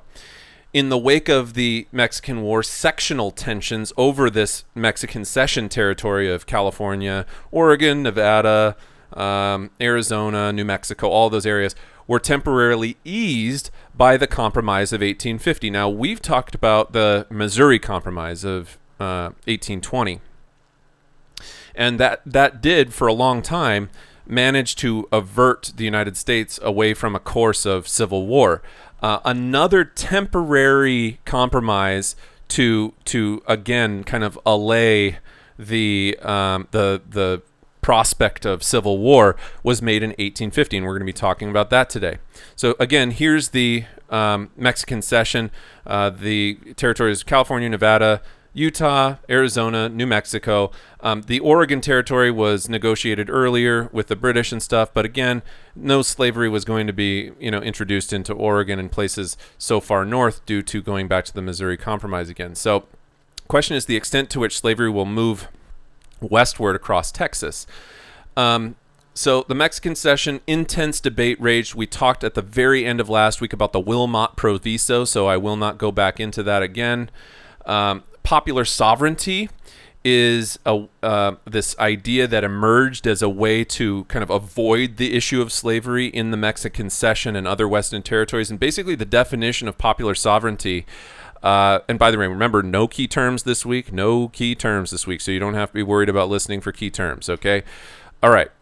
Popular sovereignty. The definition: the people of a territory should decide for themselves the status of slavery in that territory. That's what the notion of popular sovereignty means in this particular context in the United States leading up to the Civil War. So in other words, what we're talking about is the people of a place. Popular people. Okay. Popular sovereignty. People ought to be able to make the decisions locally about, in those territories applying for statehood, whether or not they want to introduce slavery in that territory. Lewis Cass, who was the Democratic candidate for president in the 1848 election, introduced this idea of popular sovereignty, suggesting that perhaps people in southern states would have more likely been in support of expanding slavery to those southern states. So the idea was really supported by many because it appeals to this tradition of democracy, of local rights, and not having the federal government from the top down telling the states or territories before they become states what to do. So popular sovereignty was seen as a viable compromise between extending slavery, which was of course the southern view, and banning slavery altogether, or at least banning the expansion of slavery, which was kind of the northern Whig view, and the Whig Party eventually turns into the Republican Party. So popular sovereignty proved inadequate, obviously, in averting a civil war since, there was a civil war. The election of 1848, the Whigs nominate Zachary Taylor, who was often nicknamed the hero of Buena Vista. He appeared highly electable as he was neutral on the slave issue, but being that he had a Louisiana sugar plantation and himself owned slaves, obviously probably on a personal level he would have had some interest in defending slavery. The Democrats, on the other hand, nominated Lewis Cass. So the Free Soil Party actually operates as a third party in this election, and they actually nominated former President Martin Van Buren. And the Free Soil Party was kind of a coalition of northern anti-slavery Whigs and Democrats and Liberty Party members who didn't identify with either the Whig Party or the Democratic Party. And they were the ones who supported the Free Soilers, were the ones who really wanted the Wilmot Proviso, which was against slavery expanding into new territories in the Mexican Cession. And their whole phrase was free soil, free speech, free labor, and free men. So when you think Free Soil Party, think about, no plantations, no slavery, free soil, free speech, free labor, free men. The Free Soil Party also sought federal aid for internal improvements and free government homesteads for settlers in the West. And this, of course, foreshadowed the emergence of the Republican Party 6 years later, which had similar ideas that were integrated into its platform. So this was a very close election. Zachary Taylor does win the election. He becomes the,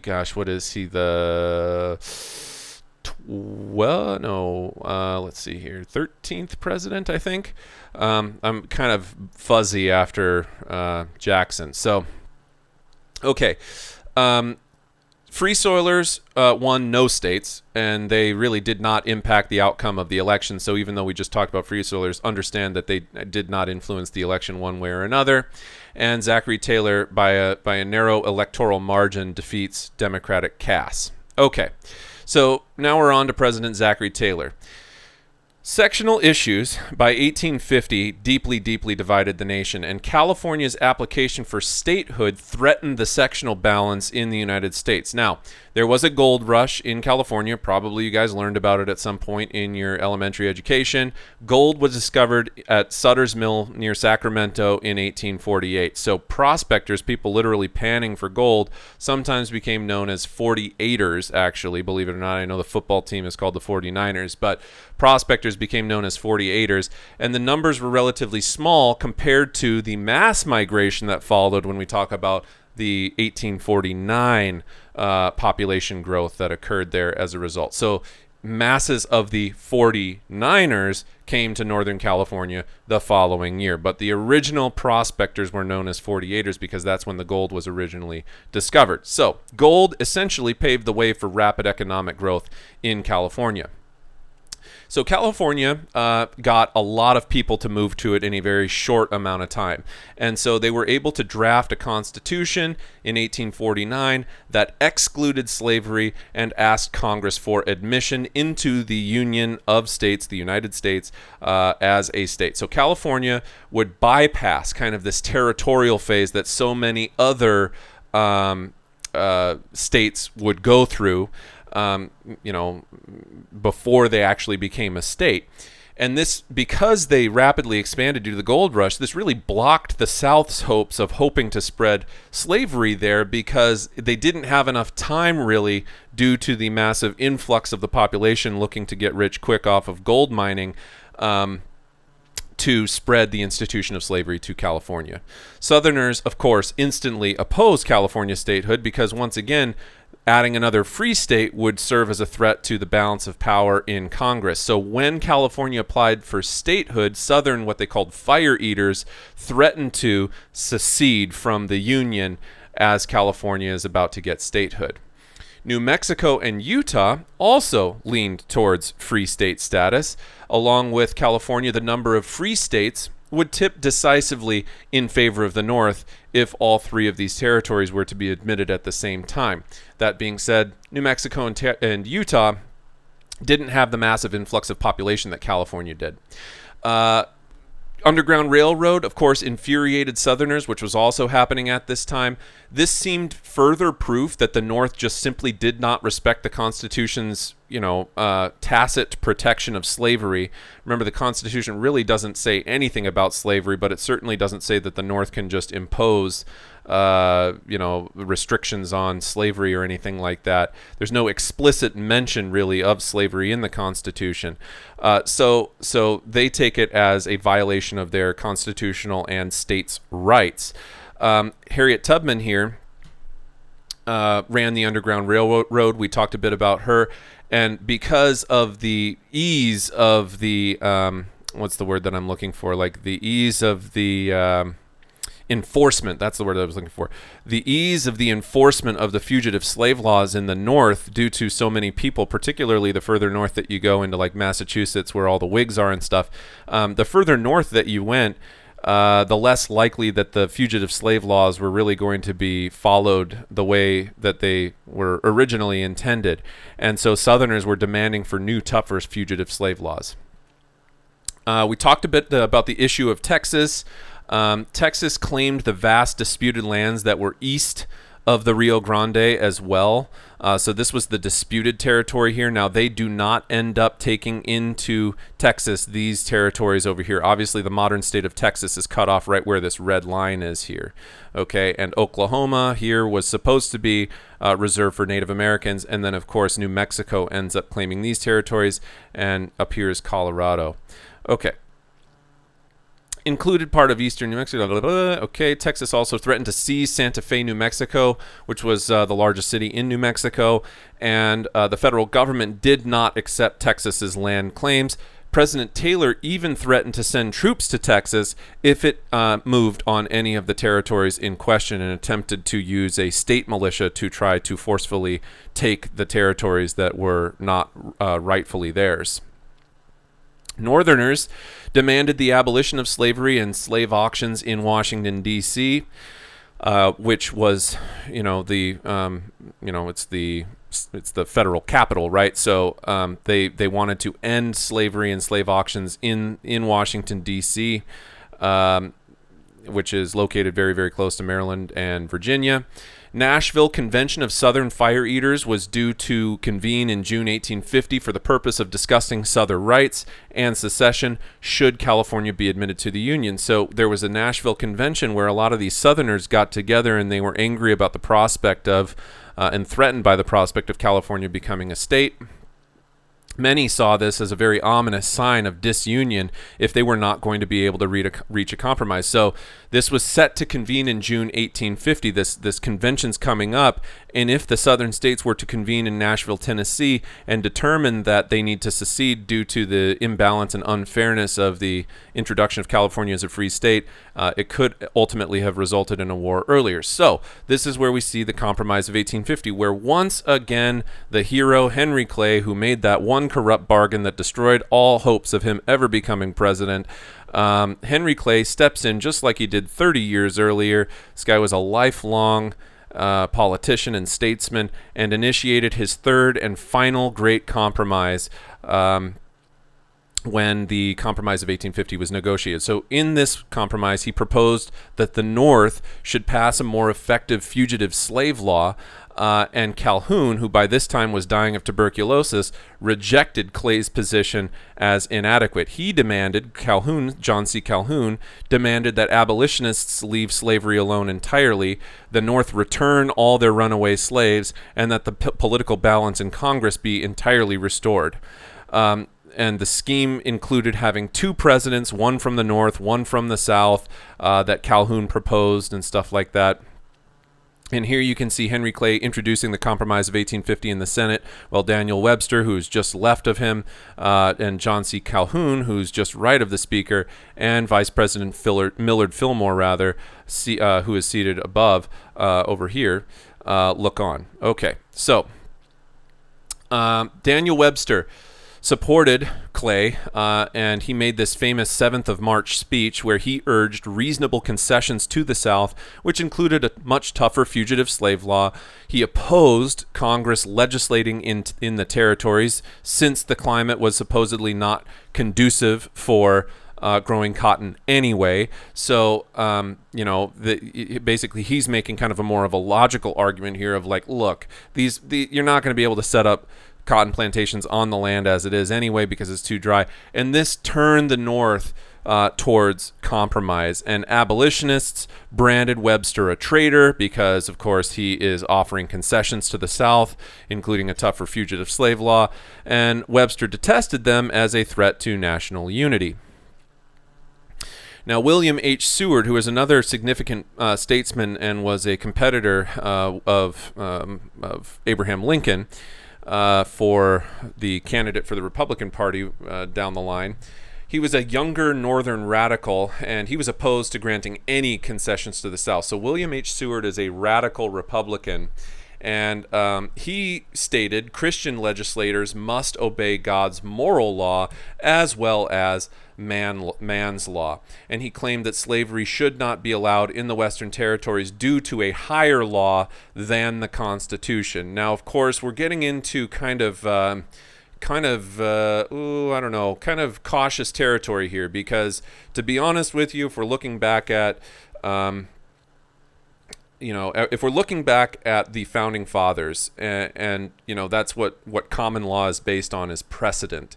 And so if you're looking back at the founding fathers, really they were pointed in their desire not to have a mingling between church and state. And so what he is saying here, he's very broadly saying Christian legislators must obey God's moral law, and he's trying to make a more emotional argument, William H. Seward is, about the evil of slavery and how it is immoral as an institution. Now, of course, there are ways of defining morality through religion, and there are also ways of defining morality through philosophy and law and other things. And so the extent to which religion should be used as a metric for creating laws in the United States under the Constitution is, of course, something that could be debated. But the overall argument here falls very much on the right side of history because, well, let's face it, slavery is evil, and it is wrong. And so but there was a time where people didn't think that. So William H. Seward is trying to appeal to, if you think about it, we're not that far removed from the Second Great Awakening. He's trying to appeal to that same sense of religiosity, moral spirit that had been so, popularized during the Second Great Awakening and taken on in developing reforms in laws. So the threat of war persisted. At this time, President Taylor, swayed by Seward, seemed to oppose concessions to the South. Now remember, he had slaves in the South, And so not giving concessions to the South is kind of an interesting thing. Taylor determined to send troops to Texas if it attacked New Mexico. This would have started a civil war alone if he would have done that. But Taylor dies of gastroenteritis in July of 1850, and he is succeeded by his vice president, Millard Fillmore, who supported the compromise. So Senator Stephen Douglas, who was played by Tommy Lee Jones in the movie Lincoln that came out a number of years ago with Daniel Day-Lewis, if you ever saw that one. That's a great movie. Senator Stephen Douglas ushered the bill through Congress, and lo and behold, under President Millard Fillmore, we have the Compromise of 1850. California is admitted as a free state. The slave trade was abolished in Washington, D.C. Popular sovereignty in the Mexican Cession was abided by in both the New Mexico and Utah territories. There was a more stringent fugitive slave law that was passed than the previous one that had been passed in 1793. And as an extra concession to Texas, they received $10 million from the federal government for surrendering their claim to the disputed territory in New Mexico. So they got a one-time payment of $10 million from the federal government as a payoff, essentially, in agreement not to essentially start a civil war by fighting for territories that weren't theirs. So, and then this strip up here was a disputed area, but a neutral area. So, these are the territories that have yet to become states by the time that 1850 rolls around. And you can see that very quickly we are adding to the number of states in the Union. Question is, how long is this compromise going to last? So what are the results? Well, this new fugitive slave law became the single most important frictional issue between the North and the South in the 1850s. So they do pass a tougher slave law, but it may have been a major blunder by the South, as Northerners saw it as appalling. So some states refuse to even accept this new fugitive slave law, which is an interesting thing because it's like they do this concession in order to get California admitted as a free state, but then the individual states themselves on a state level rather than a federal level are saying, like, just because you passed this federal law doesn't mean that we're going to implement it. We're just going to not accept it. So the North is outraged that they have to abide by this new fugitive slave law, and some just simply refuse to accept it at all. So there ends up being a Supreme Court case about this called Abelman versus Booth that reached the Supreme Court in 1859, which is like right on the eve of the Civil War. And the Supreme Court upheld the fugitive slave law, but of course, by that point, it's kind of a moot point. So this is an abolitionist poster. I'm just gonna skip past that. Okay, the North definitely got the better deal of the Compromise of 1850. California tipped the Senate in favor of the North now because there were more free states than slave states in the Senate. Popular sovereignty in the New Mexico and Utah desert also probably favored the North if eventually they became states. And then the $10 million given to Texas was a modest sum, and the area it had claimed was almost certain to be free. So all of these go in favor of the North, and halt of the slave trade in Washington, D.C. was definitely a step towards emancipating slaves as well. Now, some historians argue that the Compromise of 1850 really won the Civil War for the North because the North gained 10 years to expand economically and gain sentiment for the Union causes as somewhat of a head start for sympathy and support from a good number of people, including the growing populations of California and the yet-to-be-included territories in, other areas in the West. Many Northerners were unwilling to go to war in 1850 for the Union cause, but by 1860, you see a lot more Northerners who are willing to go to war for the Union's cause, thanks to kind of this 10-year head start that gave time for people to begin accepting kind of the changing tides of the issue of slavery. So controversy in the 1850s, especially what we'll get to in a bit, which is the Kansas-Nebraska Act and its aftermath, galvanized the Northerners to resist secession by Southern states. Okay, so get to the 1852 election. Democrats nominated Franklin Pierce, who was from New Hampshire. He was sympathetic to Southern views and kind of acceptable to the slavery wing of the Democratic Party. He supported, though, the Compromise of 1850, and then Whigs nominated General Winfield Scott. But by this point, the Whig Party is really fatally split. So the Democrats had the definite advantage in the election going into 1852. Anti-slavery supported Scott, but hated his support of the fugitive slave law that got passed during the Compromise of 1850. And then Southern Whigs supported the fugitive slave law, but questioned Scott's willingness to enforce it. So this should say anti-slavers, I think. Anti-slavers supported Scott. So the Whig Party is kind of fractured at this point, and they're going to have a hard time. So Pierce defeats Scott 254 to 42. It's a total shellacking, and this marked the effective end of the Whig Party, which was already fragmented going into the election. So with the Whig Party shattered by sectionalism between the North and the South, only the Democratic Party remained as a truly national party. And when it cracked in 1860, the country plunged towards civil war. So here's President Franklin Pierce. He is a one-term Democrat from 1853 to 57. Let's talk about some expansionism under President Pierce. A young America. So Pierce sought to extend manifest destiny overseas, and some leaders, especially Southerners, sought to gain land overseas for the expansion of slavery, particularly in Cuba, but also in other areas in the Caribbean and perhaps even other areas in the Pacific as well. And so this young America idea was the idea of extending manifest destiny to almost like an imperialist type movement across the ocean. So American expansion overseas would be realized as a result of the Spanish-American War in 1898 later on down the line, but not in the 1850s. So this type of expansionism really does not happen until about the same time that the European nations are also going and claiming territories on other areas of the planet. Okay, Gadsden Purchase of 1854. So the U.S.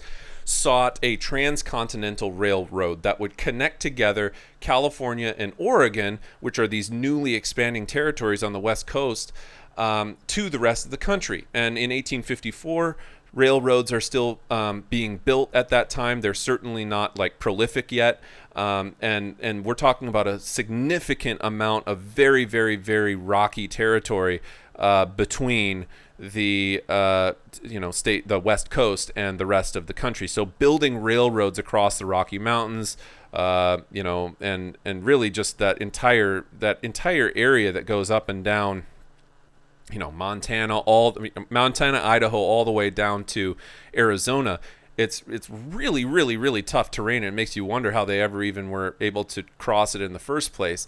Well, I guess that explains why so many people died on the Oregon Trail. But anyhow, so the issue in Congress at this time, I skipped that part. Sea routes from the East Coast were impractical and left the West Coast militarily vulnerable to attacks from folks on the other side of the ocean. Not really, because the Pacific Ocean is pretty big, but theoretically the British Royal Navy could have sailed all the way across it and, attacked the West Coast or something like that. But anyway, the issue in Congress is this: should the future transcontinental railroad run its route through the North or through the South? Now, these days, we don't really think about that because you can take planes everywhere. First of all, you don't even probably take a train anywhere, but there's train tracks everywhere. There's train tracks in the North, there's train tracks in the South. But we're talking about the first one being built in the middle of the 19th century here. So is this railroad going to connect the West and the East in the South, or is it going to connect the West and the East in the North? So in 1853, the United States purchased what was known as the Mesilla Valley, which was southern New Mexico and Arizona, from Mexico for $10 million. And this became known as the Gadsden Purchase. So after the Gadsden, it does not, the Gadsden Purchase comes directly after. This is the Mesilla Valley Purchase. After the Gadsden Purchase, which happens the following year, the U.S. border below Canada and above Mexico is completely defined, and it has not changed since then. So the result The South now had the advantage regarding the railroad. The North rushed to organize the Nebraska Territory, but Southerners blocked it. So this is the area that is the... I guess I was right. Did I not say that right? 1852, Mesilla Valley, after the Gadsden Purchase. So I don't know why this is different here, but this is the Gadsden Purchase right down. This is the area that we're talking about. Okay, this is the Mesilla Valley that was purchased from Mexico. These had previously been disputed territories, and this is going to be the thing that connects California to the east. Okay. National leaders, big idea, next big idea of this unit here. National leaders made a variety of proposals to resolve the issue of slavery in the territories, which are yet to become states, including the Compromise of 1850, which we just talked about. But the next things that we're going to be talking about are the Kansas-Nebraska Act, and the Dred Scott decision, but these ultimately failed in the long run to reduce sectional conflict between the North and the South. So the major theme of this next part we're going to be talking about, which is the Kansas-Nebraska Act, is that essentially it destroyed both compromises of 1820 and 1850. It spurred the creation of the brand new Republican Party, which will challenge the Democrats in 1860 in the election. And this placed the North and the South basically on a direct course towards civil war. So what was the Kansas-Nebraska Act of 1854? Well, in short, it's the most important short-term cause of the Civil War. If we're talking about long-term causes of the Civil War, obviously the most important reason for the start of the Civil War is slavery. Now, there's a famous quote about this. The famous quote goes something to the effect of... People who know a little bit about the Civil War will tell you that it was caused by slavery. People who know a lot about the Civil War will say it was caused by things other than slavery. And then the people who know even more than those people will say the Civil War was caused by slavery. So when you really take and you look at the various number of different arguments that have been used to support the thesis that the Civil War was caused by something other than slavery, at the end of the day, it's slavery. Okay, no matter how you whittle down, it was an economic thing. The North was industrial, the South was agricultural. Yes. Yeah, okay, good. Yeah, it was. Very smart. Very smart statement. The North was industrial, the South was agriculture. Yeah. And what was the South's agriculture based on? Oh, yeah, slavery. Okay. Another argument that folks make. Well, it was about the South defending their way of life and states' rights. Yes. And let's be specific about the states' rights that they were defending, which was slavery. Right, yeah. So there's all sorts of different ways that people try to dress up causes of the Civil War. But for anyone who really knows what they're talking about with the Civil War, really at the end of the day, no matter how you break it down, it really comes down to slavery as being this divisive issue that the North and the South seemingly cannot reconcile. So, anyhow, Senator Stephen Douglas proposed splitting the Nebraska territory into two and creating both Kansas and Nebraska. And this was the Northerners' response to the Gadsden Purchase, which they saw as a threat to, a threat because of linking the South to the West. Okay, so Douglas sought to make his home state of Illinois the eastern terminus for a new transcontinental railroad. What he is trying to do here is to divide those territories so that they can more quickly become states, so that a railroad would connect together the West Coast with Illinois. That's really what's going on here. So this is Stephen Douglas. Sometimes he's referred to as the Little Giant. He was a very important political figure of the Civil War. There's another image of him there.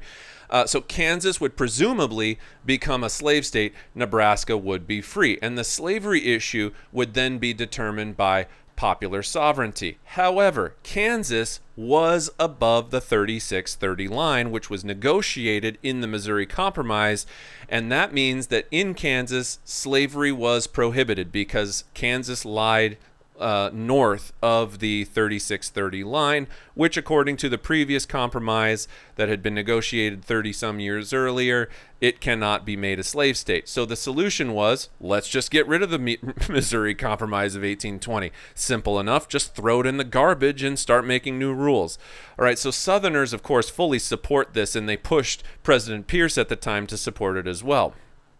And so this bill passes in 1854 as Douglas guided it through Congress. See, Douglas sees this as a win. Even though you're admitting in a free state and a slave state, you're keeping the sectional balance the same. So that's politically intelligent. You're going to be able to get the South behind it because they're like, trying to get anything that they can to extend slavery into new territories. And when you start talking about repealing the Missouri Compromise, now all of a sudden that fictional barrier that you couldn't, make slave states north of the 3630 line, they would be happy to get rid of that in a nanosecond. So this bill passed in 1854, and at the end of the day, this is all about building a railroad, keep in mind. So anyhow, Northerners were shocked. They saw the Compromise of 1820 as like a sacred pact.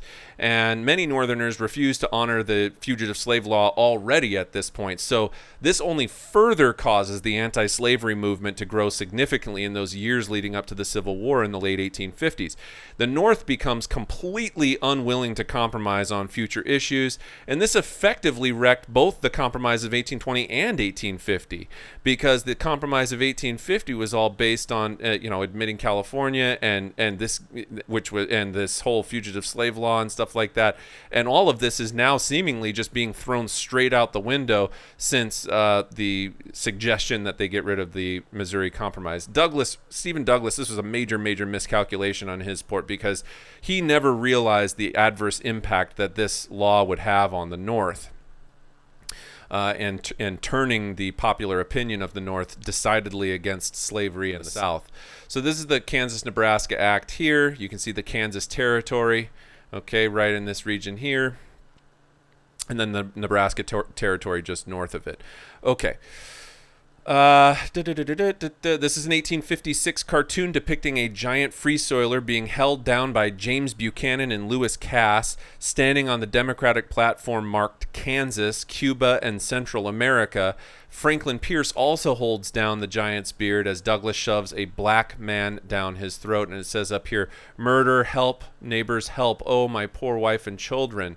And so we're seeing this issue being forced down, literally the issue being forced down people's throats of slavery, forcing slavery down the throat of a free soiler who, due to the issue of popular sovereignty, if there were a lot of people in the area that didn't support slavery, why would you force them to become a slave state? Okay, birth of the Republican Party. So the Republican Party was formed in a direct response to this Kansas-Nebraska Act, and this included Whigs, Northern Democrats, Free Soilers, and even the Know Nothing Party. Lincoln came out of political retirement. He had already retired his political career, and he actually ran for the Illinois Senate. At that time, Lincoln was a lawyer. Prior to that, he was also like a world-class wrestler. I think he was an undefeated wrestler, if I'm not mistaken. He's also the tallest president of all time. He's 6'4". Emerged as the nation's second major political party quickly and overcame strong competition from the Know Nothing Party. And the Republican Party was really not even allowed in the South because the Democrats in the South are so staunchly holding on to protecting slavery as an institution. So Lincoln, famously from Illinois, and this is where we get the phrase bleeding Kansas. So we're going to talk about that. Whoa, excuse me. Sorry about that. Bleeding Kansas. So there was this thing called the New England Emigrant Aid Company, and they sent 2,000 men into Kansas to stop slavery from spreading there. And many of them even came with large, breech-loading rifles, which is a new design of rifle for that era. They were sometimes called Beecher's Bibles. And Southerners were furious that the North betrayed the spirit of the Kansas-Nebraska Act by doing this. The law had implied that Kansas would become slave and Nebraska would remain free. And so armed Southerners came to Kansas to resist this northern movement that was going to decidedly tip Kansas away from becoming a slave state. Now, ironically, only 2 slaves lived in the entire state of Kansas in 1860. But in 1855, an election was held in Kansas for its first territorial legislature. And you had these folks on the border. They were sometimes called border ruffians. And a ruffian is like a troublemaker. Okay, so border ruffians who were pro-slavery. And they were from Missouri. And they were pouring into Kansas to try to... So bleeding Kansas becomes this issue where you have all folks of different types of sorts, some of them pro-slavery, some of them anti-slavery, migrating to Kansas to influence this election that's being held to determine the degree to which Kansas is going to be, due to popular sovereignty, either a slave state or a free state. Southerners won this election and created essentially a puppet government in Kansas that supported the issue of slavery there. Free Soilers completely ignored this bogus election and they created their own government in Topeka, Kansas. So now you've got this is why it's called Bleeding Kansas, is because we've got quite an issue, a wound, if you will, on the country that is exposing the problems of the nation in spectacular fashion at this time. In 1856, a pro-slavery gang attacked and burned part of the free soil town of Lawrence, Kansas. And here's an image of that happening there. And then we see the caning of a guy named Charles Sumner, which happens in May of 1856. Now, Charles Sumner was an abolitionist senator from Massachusetts. And he gave this inflammatory speech, Crime Against Kansas was the name of it, where in this speech, in the Senate, he condemned pro-slave Southerners and actually insulted one of its senators. And South Carolina Congressman Preston Brooks retaliated by savagely beating Sumner with an 11-ounce gold-headed cane. So Charles Sumner literally gets physically assaulted by a South Carolinian congressman for this inflammatory anti-slavery speech where he's condemning all these pro-slave Southerners. So the significance of the beating demonstrated the hatred that was really brewing in Congress between the North and the South. And I'm going to take a break and just pause right here, in part because I need to run down and grab myself another water because I'm talking. Been talking so much. Now the sun's set. It's all dark in here. All right. So let's see. Okay. Any questions at this point? I'm just taking a quick break to pause. I was also going to mention, could you imagine in modern day times, things are they're pretty bad right now. They're not Civil War or pre-Civil War bad. Okay, but we see people in the United States right now are pretty divided, right? If we're being honest with one another, let's just call it what it is. Folks are divided. People are upset. And the thing that makes the times really concerning is that people are really, really angry. And being that we live in the era of the internet and mass media and stuff like that, the thing that becomes really concerning about the situation that we have now is that regardless of what side you're on of the political spectrum, which to me makes really no difference, people have a tendency only to expose themselves to other things, people, news, articles, jokes, memes, whatever, that reinforce their worldview. And this creates a really polarizing situation where folks hate one another based on being really polarized in their own views and not really hearing ever the other side. Okay? And this is where I would advise everyone, of course, to, while you may not agree with everything, one of the brilliant parts about living in the U.S. is that we have the freedom of speech. Boy, I could go on about this. I will not go on about this, and because I really don't have the time. But the thing about freedom of speech is there's a thing. Okay, so let's talk freedom of speech. Freedom of speech is like really, really, really important. Okay, and the reason that freedom of speech is super important is because if we're dealing with rational people, okay, if we're dealing with people who are scientific thinkers, we'll say, okay, who are willing to hear evidence and hear arguments contrary to their own, the idea in a rational society is that if you are presented with an argument that is superior to the one that you hold, that you do not just simply flat out deny the evidence exists at all, right?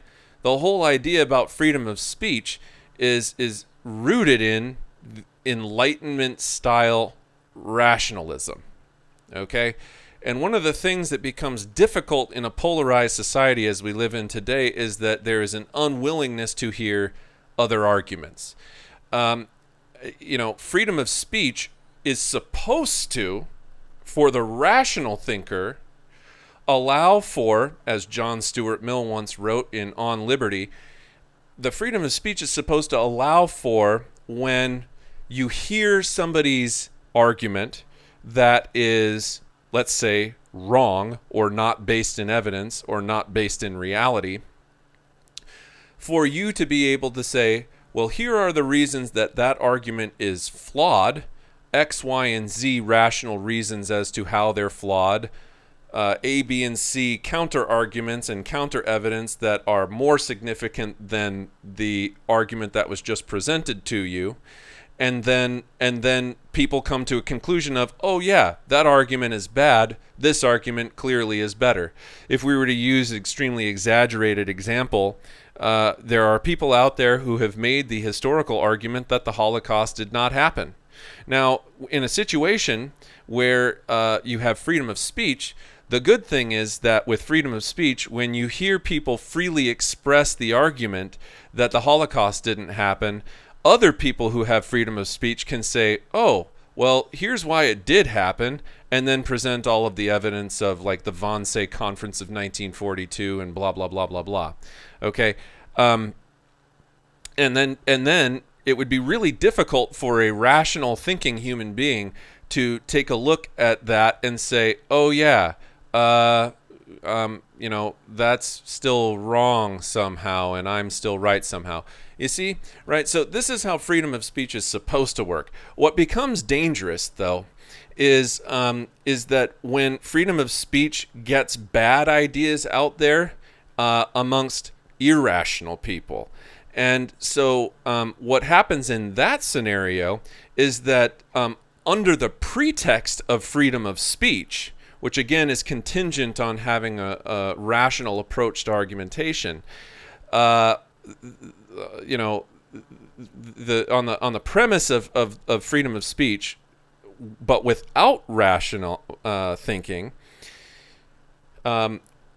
they will express ideas that are wrong, and when enough people start believing arguments that are wrong or evidence that is wrong, you can create a situation that becomes itself a danger to the freedom of speech.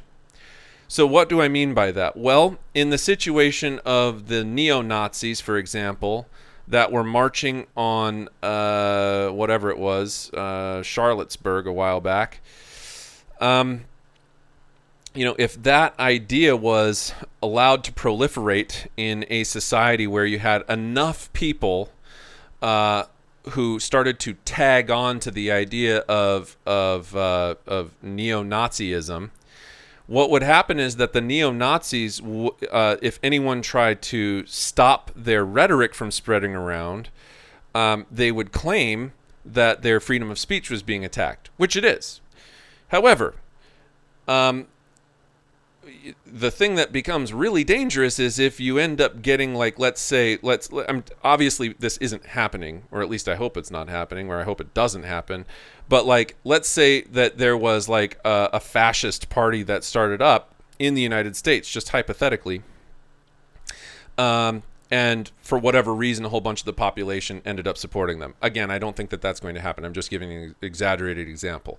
But enough people started supporting them. What the fascists could do is they could claim free speech to get their idea out there, and then once enough people climb onto their cause, then they would turn right around and create a totalitarian state and shut down free speech.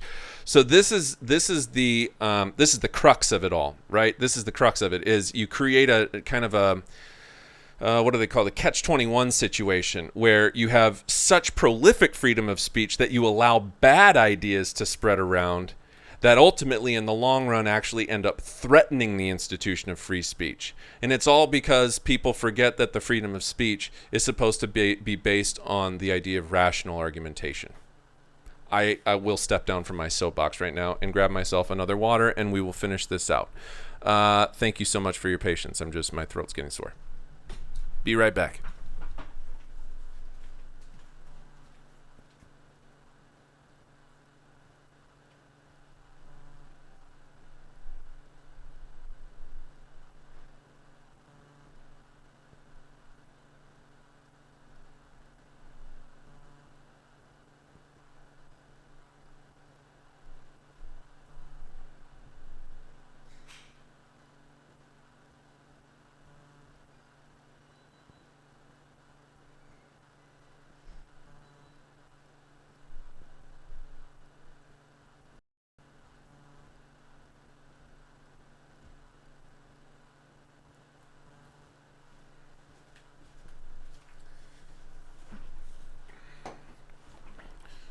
Alrighty then. So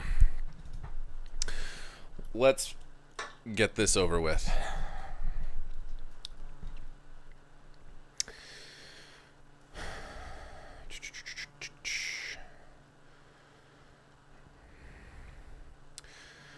Okay. The Potawatomi Massacre of 1856 was where John Brown and his sons slaughtered 5 men in revenge for the attack on Lawrence and the caning of Sumner as well. Brown was an extreme abolitionist, and he saw himself as actually doing God's work, and he escaped justice. A mini civil war began in Kansas, hence Bleeding Kansas, in 1856, that continued really throughout the entire U.S. Civil War. The Lecompton Constitution of 1857 is where Kansas applied for statehood based on popular sovereignty, and Southerners who were in control drafted a pro-slavery constitution in Kansas. Now, people voted for the Constitution either with or without slavery. If people voted no on slavery, the rights of slaveholders currently in Kansas would still be protected nonetheless, though. So people who currently had slaves, which was like I said, 2 in 1860, would be protected, but it would not expand past that. Now, Free Soilers, again, refused to vote for a Southern-dominated constitution. So slave supporters approved the Constitution with slavery in 1857. Those Free Soilers are not going to budge 1 inch on giving any concessions to the South or the cause of expanding slavery. And at this time, you have President Buchanan in power, and he supports the Lecompton Constitution. And Douglas led the opposition to it, Stephen Douglas. So they came up with a compromise, which was known as the Lecompton Constitution, where the Lecompton Constitution was sent back to Kansas for another vote, but pro-slavery Kansas rejected the proposal by that point. So the result, the Free Soilers end up being victorious.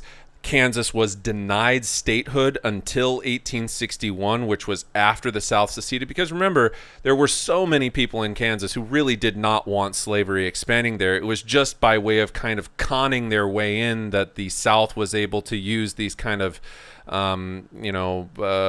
faulty Democratic type election you might call them staged elections almost, because so many people refused to participate in them. But the state, was kind of, because they had this pro-slavery Southern puppet government dominating Kansas, and the Free Soilers absolutely refused to participate in anything that the South chose to do. It was creating these kind of there's a farce. They were creating farce elections. Okay, and so Free Soilers were victorious. Kansas was denied statehood until after 61, when the South seceded, so that it could enter as a free state into the Union. So this Kansas issue completely shatters the Democratic Party. Buchanan's support for Kansas split the Democrats along sectional lines. Douglas's opposition to Kansas alienated him from Southerners, and Republicans would ultimately win in 1860 at the expense of split Democrats who could not agree on Stephen Douglas's nomination for the Democratic Party. So with the Whig and the Democratic parties completely shattered in the 1850s, really no national party existed that could hold the Union together at that time. And again, if you were talking to somebody who knows a lot about the Civil War, they might tell you, the real reason that the Civil War happened was because of the Kansas issue, right? And this idea of the two major political party platforms being completely split and not having a viable enough party to be able to hold the Union together. Yeah, okay, yeah, that's correct. That is accurate. That is a short-term cause of the Civil War. However, what was the thing that split the parties in the first place? That's right, it was slavery. Okay. So anti-slavery literature starts to circulate around this time, probably the most famous of which is Harriet Beecher Stowe's Uncle Tom's Cabin in 1852. And this portrayed to the North the evils of slavery by focusing on the splitting up of slave families via slave auctions and stuff, and the physical abuse that these slaves had to endure in the South. And so the novel was very much inspired by a reaction against that new fugitive slave law that had been passed in 1850. Stowe was influenced as well by the evangelism of the Second Great Awakening, and she fits right in with like the Grimke sisters in terms of significant women who were abolitionists. So the novel becomes a bestseller of all time in proportion to the U.S. population, and it had more of a social impact than any other single novel in U.S. history, even more influence than you might even say like some other famous works. Like I was gonna say, you can't really compare it to. I was originally gonna say. It may have even been more influential than Thomas Paine's Common Sense during the Revolutionary War period. But Thomas Paine's Common Sense was more of a pamphlet. It was more of a political pamphlet. It's not really a novel. It's not really a story. So I'll say, well, we can safely say that this has more impact than any other novel. Okay. Lincoln, when introduced to Harriet Beecher Stowe in 1862, after he was already president, he said, "So you're the little woman who wrote that book that made this great war," as kind of a joke, obviously, but that's kind of a dark joke. Anyway, the abolitionist movement grew in response to Uncle Tom's Cabin, and the South absolutely condemns Uncle Tom's Cabin, and it was obviously not circulated down there. Okay. Hinton Helper, The Impending Crisis of the South, was another major piece, and he was rather a white writer from North Carolina who hated slavery and blacks, which is an odd statement, you might think, but just because you're anti-slavery doesn't mean you're anti-racism. Okay, that's something we should probably get out of the way right away. Is like, there may have been many people who were against the institution of slavery on the premise of a human owning another human being, but that doesn't mean that they just magically view all humans are just equal or something. So it is viable as an argument in history to say that there were people of the 1850s who may not have supported the institution of slavery, but also did not support the idea of equality between blacks and whites. So Hinton Helper argued non-slaveholding whites indirectly suffered the most from slavery. I don't know if I agree with that, but the book was published in the North, but it could not be published in the South. The impact of this was negligible amongst its target audience, which was poor Southern whites in the first place. But it was used by Republicans as propaganda in the 1859 campaign for Lincoln. So Southerners infuriated Northerners. Southerners were infuriated that Northerners would use this book against them, and it very much did provoke secessionist. I can't talk today. I've been lecturing all day long. Provoked secessionist sentiment in the South. That's like a tongue twister there. All right. Within 2 years, 15 novels were written in response by pro-slavery writers to Hinton Helper's book. Okay, so the election of 1856 is where James Buchanan was. We've talked a bit about Buchanan already, but James Buchanan was nominated by the Democrats. Pierce had been seen as ineffective, and Douglas had alienated the southern wing of the Democratic Party after blocking the Lecompton Constitution. So the party platform of the election of 1856, basically of James Buchanan, was to promote popular sovereignty in the territories that were looking to become states. And this was the safest political path that he could take at that time. Republicans, on the other hand, nominated John C. Fremont, who was nicknamed the Pathfinder of the West. He represented the first presidential election for the new Republican Party, which was brand new at that point. And the party platform under John C. Fremont was no extension of slavery in the territories. So we've got one that's advocating for popular sovereignty. We've got one that's directly taking a side and saying no extension of slavery. So, and then you had also a third party, which was called the American Party. They were formerly known as the Know Nothing Party, which were nativists, which we've talked about before. And the white Anglo-Saxon Protestants were opposed to basically all Irish, German, Mexican, and Chinese immigration at that time. They were also anti-Catholic. They accused Fremont of being a Catholic. And ex-President Millard Fillmore was once again nominated as its candidate. And they received support from many members of the defunct Whig Party that had been broken up just a little bit earlier. So Buchanan defeats Fremont 174-14. Fillmore in this election does manage to steal away 8 electoral votes. The Southern Fire Eaters threatened to secede if Fremont had been elected, because they called Fremont a black Republican. Fear of disunion caused many Northerners to elect Buchanan, and in respect, Fremont most likely would have made a very poor president anyway. So here you can see Buchanan won the election, Fremont did not win the election, and Maryland ends up going for Millard Fillmore. So here's President James Buchanan, 1857 to 1861. James Buchanan, not often credited as being a very good president. In fact, he's very last on the list here next to Andrew Johnson. James Buchanan came before Lincoln. Andrew Johnson succeeded Lincoln after he was assassinated. And so these two guys are ranked as the basically number 1 and 2 worst presidents by the 2009 Presidential Ranking Survey, which I know is a little bit outdated. But when you have Abraham Lincoln, who's literally number 1 on the list, surrounded by number 42 and 41 on either side of his presidency, it goes to show you that Lincoln was a pretty outstanding president at his time. Okay, so next, the major North-South crises in the late 1850s ultimately culminate in the election of Republican Abraham Lincoln to the presidency in 1860. And his election caused 7 southern states to secede from the Union and ultimately form the Confederate States of America. And this is the Confederate flag. I'm sure you have seen it before. It is a defunct flag.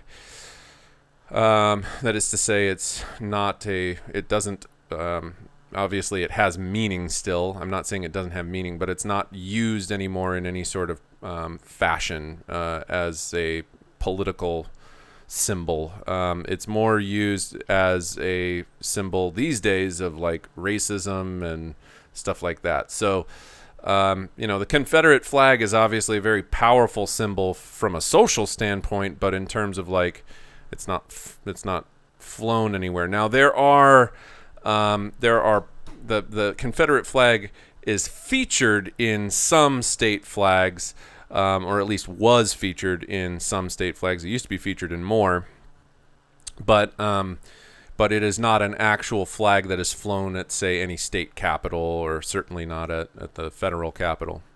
Okay, so Dred Scott decision. Let's talk about the Dred Scott case. Dred Scott was a slave, and he lived with his master for 5 years in Illinois and Wisconsin territories. And backed by abolitionists, he sued for freedom on the basis that he now lived on free soil. At the time, the Chief Justice of the Supreme Court was Roger B. Taney, and he wrote the opinion for the court. Now, Taney had been a Jacksonian who helped destroy the Bank of the United States with the pet bank scheme, and as Chief Justice, he vigorously defended the institution of slavery. So he is a pro-slavery, pro-South justice, okay? And the decision of the Dred Scott case, Dred Scott was a black slave and not a citizen. And the decision at the Supreme Court was, despite the fact that Dred Scott was living in free soil states, because he was previously a slave, or currently a slave rather, he could not even sue in federal courts. So as a result, all blacks, North and South, were essentially no longer citizens.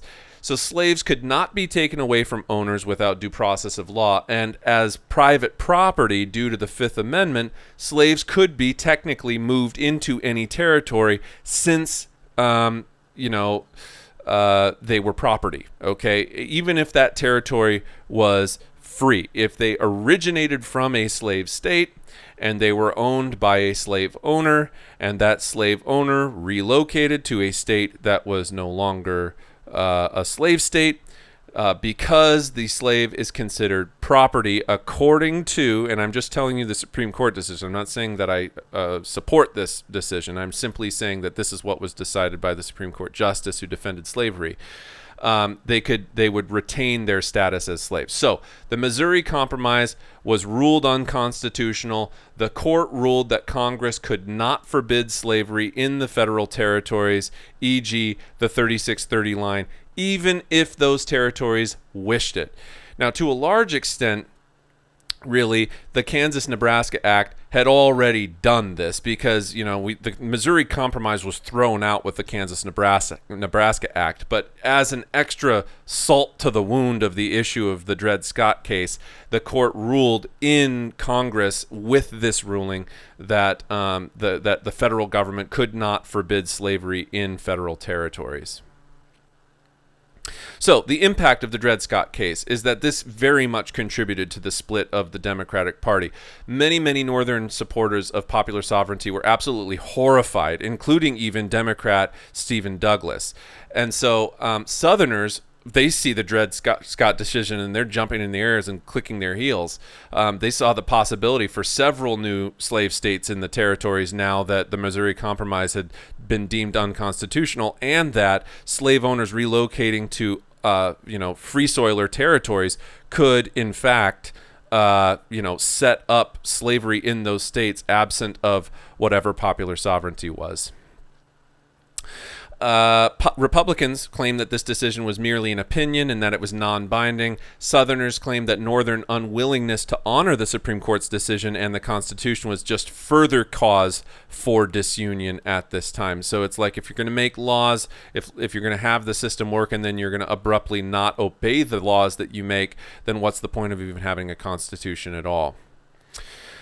Okay, in 1857, right before the outbreak of the Civil War, there is a financial crash, and it has to do with overspeculation on land and railroad. It also had somewhat to do with the influx of California gold into the economy, causing rapid inflation of the currency, and also overproduction of grain to feed Europeans during the Crimean War, which we were making money on, which was taking place from 1853 to 1856 over in what is now, it's the Crimean Peninsula in Ukraine. So, the results. the results of this financial crash. Basically, the industrial North was the ones that were hardest hit because you had widespread unemployment, and anytime that you have unemployment, your economy is probably going to struggle. So Southerners were, of course, using this as an opportunity to boast that the King Cotton states were superior to the flawed northern industrial economy, because King Cotton, even though it's a kind of a one-trick pony in terms of economic production, at least it's stable, was what they were arguing, because the South's cotton crop was really not affected significantly by this market crash. Westerners, also as a result of this crash of 1857, demanded free farms of 160 acres from public domain land, and in 1860, Congress passed a Homestead Act that made public lands available for 25 cents an acre. Now, this ends up getting vetoed by President Buchanan, who, of course, sympathized with the Southern leaders, being that he was a Democrat. Another product of the 1857 crash was demand for higher tariff rates so as to protect domestic economy. And so the tariff of 1857 had reduced rates to 20% because the federal government took in large surpluses at that time. But now Eastern industrialists are wanting more protection because the economy is struggling and they want to put people back to work. So Republicans, as a result of the crash of 1857, Republicans had two major issues for 1860 in the election. Number one, higher tariffs, and also the proposed Homestead Act. Okay, Abraham Lincoln and Stephen Douglas are the ones who are involved in the 1860 election, and they have a number of debates. And Republican Abraham Lincoln challenged Democratic Senator Stephen Douglas for the Illinois Senate seat in 1858. So there's these, I mistakenly said the presidential election. I'm talking about the Senate seat in 1858. Okay, that's what we're talking about here. So Douglas was one of the most high-profile senators of the 1850s and the leading Democratic personality for president. On the other hand, Lincoln's nomination speech said, "A house divided cannot stand. I believe this government cannot endure. Permanently half slave and half free." So he's setting the tone for the debate about what's going on at this time politically. And these are two, you don't really see this in modern day times. It's rare that you see politicians in modern times who are really outstanding speech givers, orators. Okay. It just doesn't happen as much as it used to back in the olden times, because all sorts of things influence presidential elections, from advertisements to propaganda to TV appearances to all sorts of different things. And they do televise debates and stuff like that, but most of the time when people watch debates, a lot of times I have a really hard time gauging who's doing better in the debate and stuff like that, because it's based kind of on a lot of things that people didn't think too much about back in the olden times. Back in the olden day, really your only option to better understand the political framework of the time and who was running as a candidate for whatever office, whether it be Senate or president or anything else, was to go out and listen to these people give speeches. And they were giving these speeches in the absence of like microphones and speakers. I mean, these were literally public speakers. They would go out, they would have these debates in public. They would present arguments and counter arguments, and it was really a very thorough discussion. And you just don't see that in these days. These days, when you watch debates, it's all about sound bites and who got who the best and gotcha moments. And then too, let's face it, politicians are really good at not answering any questions that are asked of them. So you ask a question, then they spew on for however long with their response, and it's like I didn't learn anything about it. They just talk about whatever they want to talk about. So the degree to which debates are helpful these days, I think, is definitely questionable. And this is just an extended quote from Abraham Lincoln's speech in 1858. So Lincoln challenged Douglas to a series of 7 debates, and Douglas supported popular sovereignty in the territories. Lincoln advocated the non-extension of slavery in the territories, and the debates received national attention. Okay, the Freeport debate of the 7 debates was definitely the most famous due to Douglas's articulation of what became known as the Freeport Doctrine. So In the Freeport debate, Lincoln insisted Douglas answer whether or not a territory could vote down slavery despite the Dred Scott decision, which is a perfectly legitimate question to ask, because the Dred Scott decision had essentially said, like, federal government can't dictate above, the Missouri Compromise gets thrown out, all this other stuff, right? So Douglas answered that territories could refuse to pass laws protecting slavery, thus effectively ending slavery in that territory, which is technically a states' rights answer, all right, which is what generally Douglas had supported in the past, but also, too, what generally the South supported as well. But because of the context of states' rights going towards ending slavery, this ends up becoming an issue where his public response led to a split in the Democratic Party, because there were a lot of people that heard that and the hairs stood up on the back of their neck, and they're like, oh my God, how could we vote for a Democrat who would be willing to allow territories to pass their own laws protecting slavery, refusing to protect slavery, rather. And so he ended his chance of winning the presidency in 1860 because he took the states' rights approach, he took the popular sovereignty approach, but because it was applied to the idea of being able for territories to outlaw slavery, he loses the support of the Southern Democrats. Hopefully that makes sense. So the results. Douglas's popular sovereignty position does prevail in the election, and despite his loss, Lincoln was in the national spotlight and became a leading Republican for the party's presidential election nomination. I think I've been messing this up because I keep on thinking that this is the presidential election. If I keep on saying that, please forgive me. I am talking about the senatorial election of 1858. Senators serve two-year terms. This is 2 years before 1860. I'm so sorry. I'm just getting tired. Okay. So the presidential debate, the presidential election happens in 1860. That's when Lincoln becomes president. He is senator before that. Okay. John Brown attacks. I'm going to skip past that. Okay. Blah, blah, blah, blah, blah, blah, blah, blah, blah, blah. Okay. Big idea. Okay, here we go. Finally, we get to the election of 1860. Okay. Lincoln's election on a free soil platform in the election of 1860 led various Southern leaders to conclude that their states have to secede from the Union. And this precipitates the start of the Civil War. So the election of 1860, the nominating conventions of 1860, you have the Democratic Party after Stephen Douglas's statement regarding his position in the South. Now he's not running for the Senate anymore. He's running for president now. Okay, so the Northern Wing nominates Stephen Douglas. Okay, after the deep states walk out. So Stephen Douglas. This is why it gets so confusing, because okay. Dear Lord, I got to slow down here. Okay. All right, 1858. Douglas and Lincoln. They're both from Illinois. They're both running for senator. Lincoln wins. This is when they have all of their debates with one another, the 7 debates. But when Lincoln wins the nomination for the Republican Party for president in 1860, just a little bit afterwards, okay, that's when the South vows to secede. So, because the South vows to secede, Stephen Douglas ends up winning the Democratic nomination, okay, because the Democratic Party has now split in two between Northern Democrats and Southern Democrats.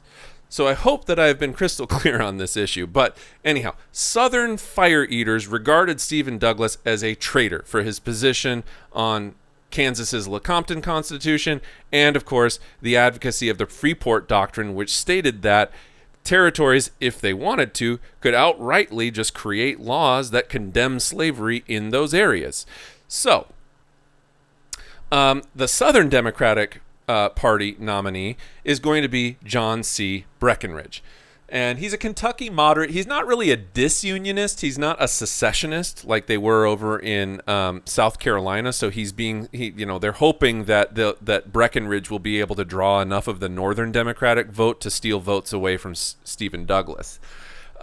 So Breckinridge's platform is that he advocated for the extension of slavery into new territories that wanted to become states, and the annexation of Cuba as well. There's also another party, the Constitutional Union Party, which nominated John Bell of Tennessee, and they were the ones that wanted to preserve the Union. They saw Bell as kind of a compromise candidate. And some of the Constitutional Union Party was formed of former Whigs from the Upper South, also from the Know-Nothings, which were no longer a party. And they feared that if Lincoln had won, that this would simply cause the Deep South states to secede, and then we'd have a civil war on our hands. So the Constitutional Union Party is literally about preserving the Constitution and preserving the Union. And so that's really their number one platform issue there. Now, of course, they don't really have much success. And of course, the Republicans nominate Abraham Lincoln. And the Republican platform is quite simple. Lincoln wants non-extension of slavery into the territories. He wants protective tariffs to help bolster industry and put people back to work in the North. They want no loss of rights for immigrants. They want to build a transcontinental railroad that connects California and the West Coast to the East, but in the North. And then internal improvements for the West at federal expense. They also advocate for free homesteads from the public domain. And Southerners basically said flat out, if Lincoln gets elected, we're going to split, meaning we're going to leave the Union. So they created a custom 1860 Republican campaign flag. There's Lincoln's portrait on the top of it, and it says, for President Abraham Lincoln, for Vice President Hannibal Hamlin. Okay, so undecided political. There's just political cartoons here. I'm just going to skip over all that. Okay, now, we're running down to the end here. I know I only have a couple minutes left. Okay, 1860, most sectional presidential election in all of U.S. history. Even more divisive than Trump versus Hillary or whatever, whoever else in the past. Okay, so. Very, very sectional. Lincoln was elected with only 40% of the vote because the Constitutional Union Party actually does manage to take away enough votes to be able to gain some electoral standing from Tennessee, Kentucky, and Virginia. Whoops, I did not mean to do that. Okay, and you can see basically a very solid line now driven basically directly, drawn directly between the North and the South.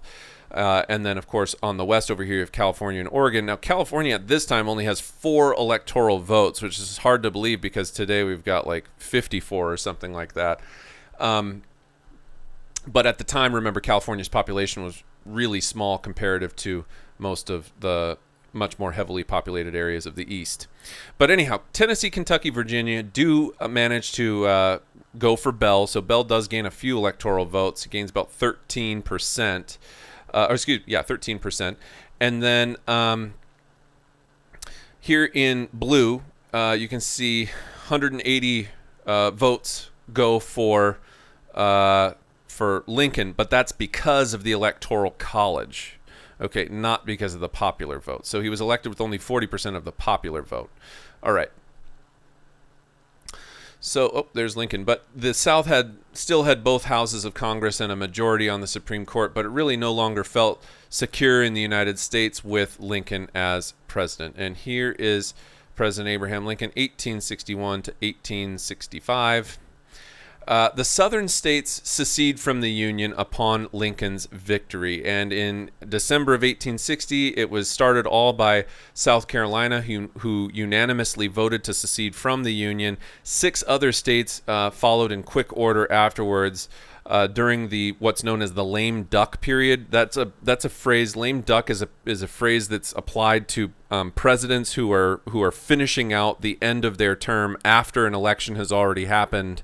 But before the president-elect has been sworn into office. So during that lame duck period in the start of 1861 and the very, very tail end of 1860, Mississippi, Florida, Alabama, Georgia, Louisiana, and Texas all follow suit from South Carolina and split. away from the Union. 4 other states also later seceded in April of 1861 after the beginning of the Civil War, and those were Virginia, Arkansas, North Carolina, and Tennessee. And they create what becomes known as the Confederate States of America, which was formed in Montgomery, Alabama.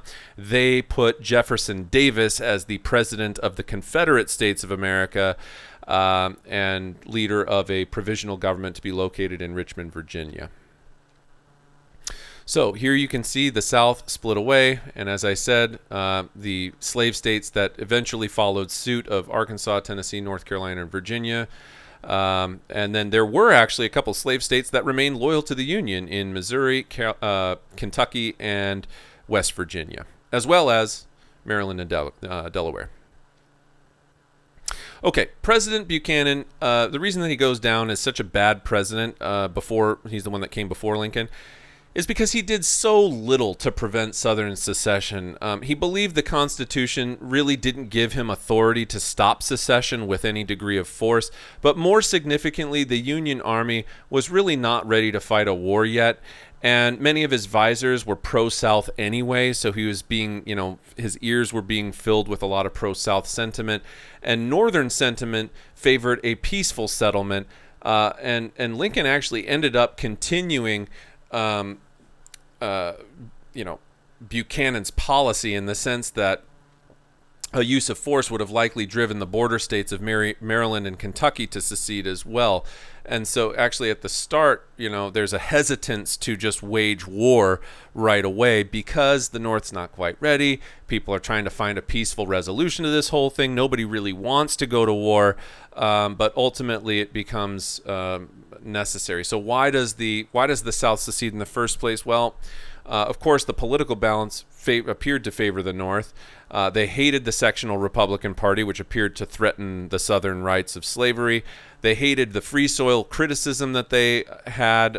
They hated abolitionism, and they hated Northern interference, such as the Underground Railroad, John Brown's raid, and all these other things. I didn't talk about John Brown's raid, but you can go back and read about it if you like when I upload the PowerPoint. And many Southerners really felt like seceding from the Union really wouldn't even be opposed by the North because of such a different way of life, and how there had been so many political battles over it. The South is just done.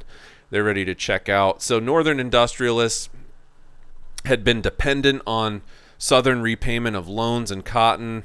They thought, the South thought the North literally couldn't even afford to cut their economic ties. The Southern debts could be repudiated in case of wars, which would have hurt Northern banks. Many hoped to end the long-time dependence to the North, and the South could now develop its own banking and shipping and trade directly with Europe. They also thought, by seceding, that they could escape the high tariffs that had been championed by the Northerners to protect Northern industry. And Southerners believed that they actually had the moral high ground. The 13 original states had voluntarily entered into the Union under the compact theory, and now Southern states were voluntarily withdrawing from it. So from a political argument, they literally thought that they were within their rights to break away.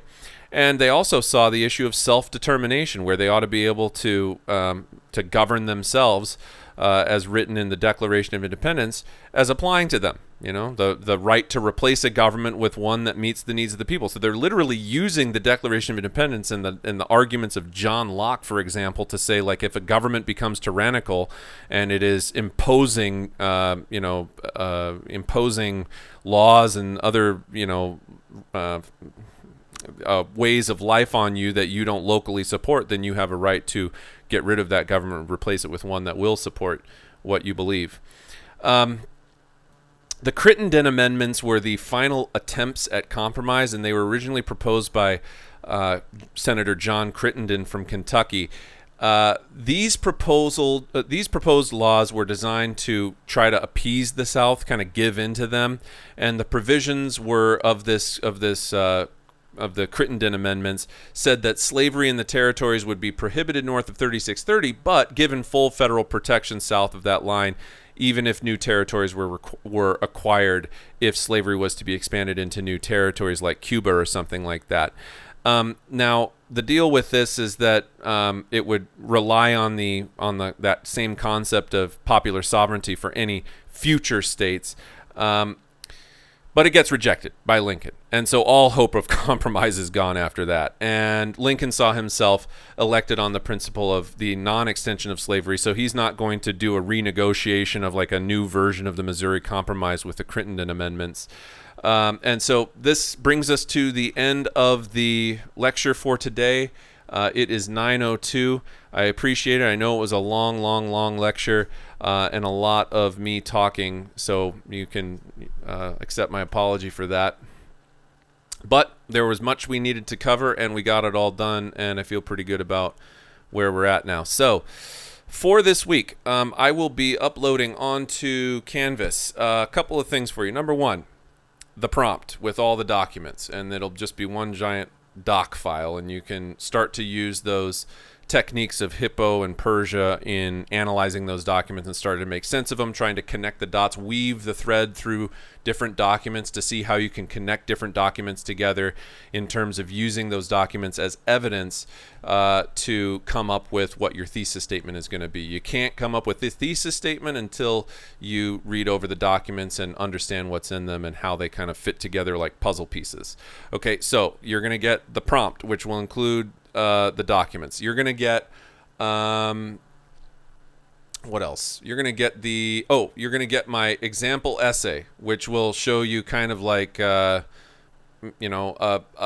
it's not going to be related to the prompt that I'm giving you. It's for a completely different thing, not even relating to U.S. history. It's pertaining to British history. But at least it'll give you a format of kind of like what a complete essay looks like. And you'll be able to look through and be like, oh, here's the introduction. Oh, here's where you did context. Here's where you did thesis statement. Then you go on to the body paragraph. Oh, here's his topic sentence. Here's his evidence. Here's his explanation, all the way down to the bottom of the conclusion. So I'll put that example paper up for you. I will put up the rigid outline for you so that you can use that as a tool to start organizing your essay before you actually start writing it, if that's the way that you do it, which I hope it is because I spent a lot of time explaining it. And then, and I think that should do it. There are no key terms. There are no online quizzes for this week. And really, I just want you to focus on taking the prompt that you're given and making good, solid sense of it. Next week's lecture is going to be less lecture, more online activity. And I'll explain about how that's going to work then. So don't even worry about that. In fact, I'm sorry I even brought it up. Okay. That brings us to the end. I'm so sorry. You guys, thank you so much for tuning in. How do we turn in the essay? Oh, that's the other thing that I need to do. I will create a submission link or what on, I don't know, whatever it is, on Canvas. You'll submit it on Canvas. I don't know like how that works yet, but I'll figure it out. Hopefully you'll figure it out too. If it's really complex or something, I'll make an announcement on there and I'll let you know. I think I'm pretty communicative. All right. Well, folks, that's all from me, and I'm glad to be done talking. So thanks so much and have a really great week. And let me know if you have any questions on anything. All right. Bye.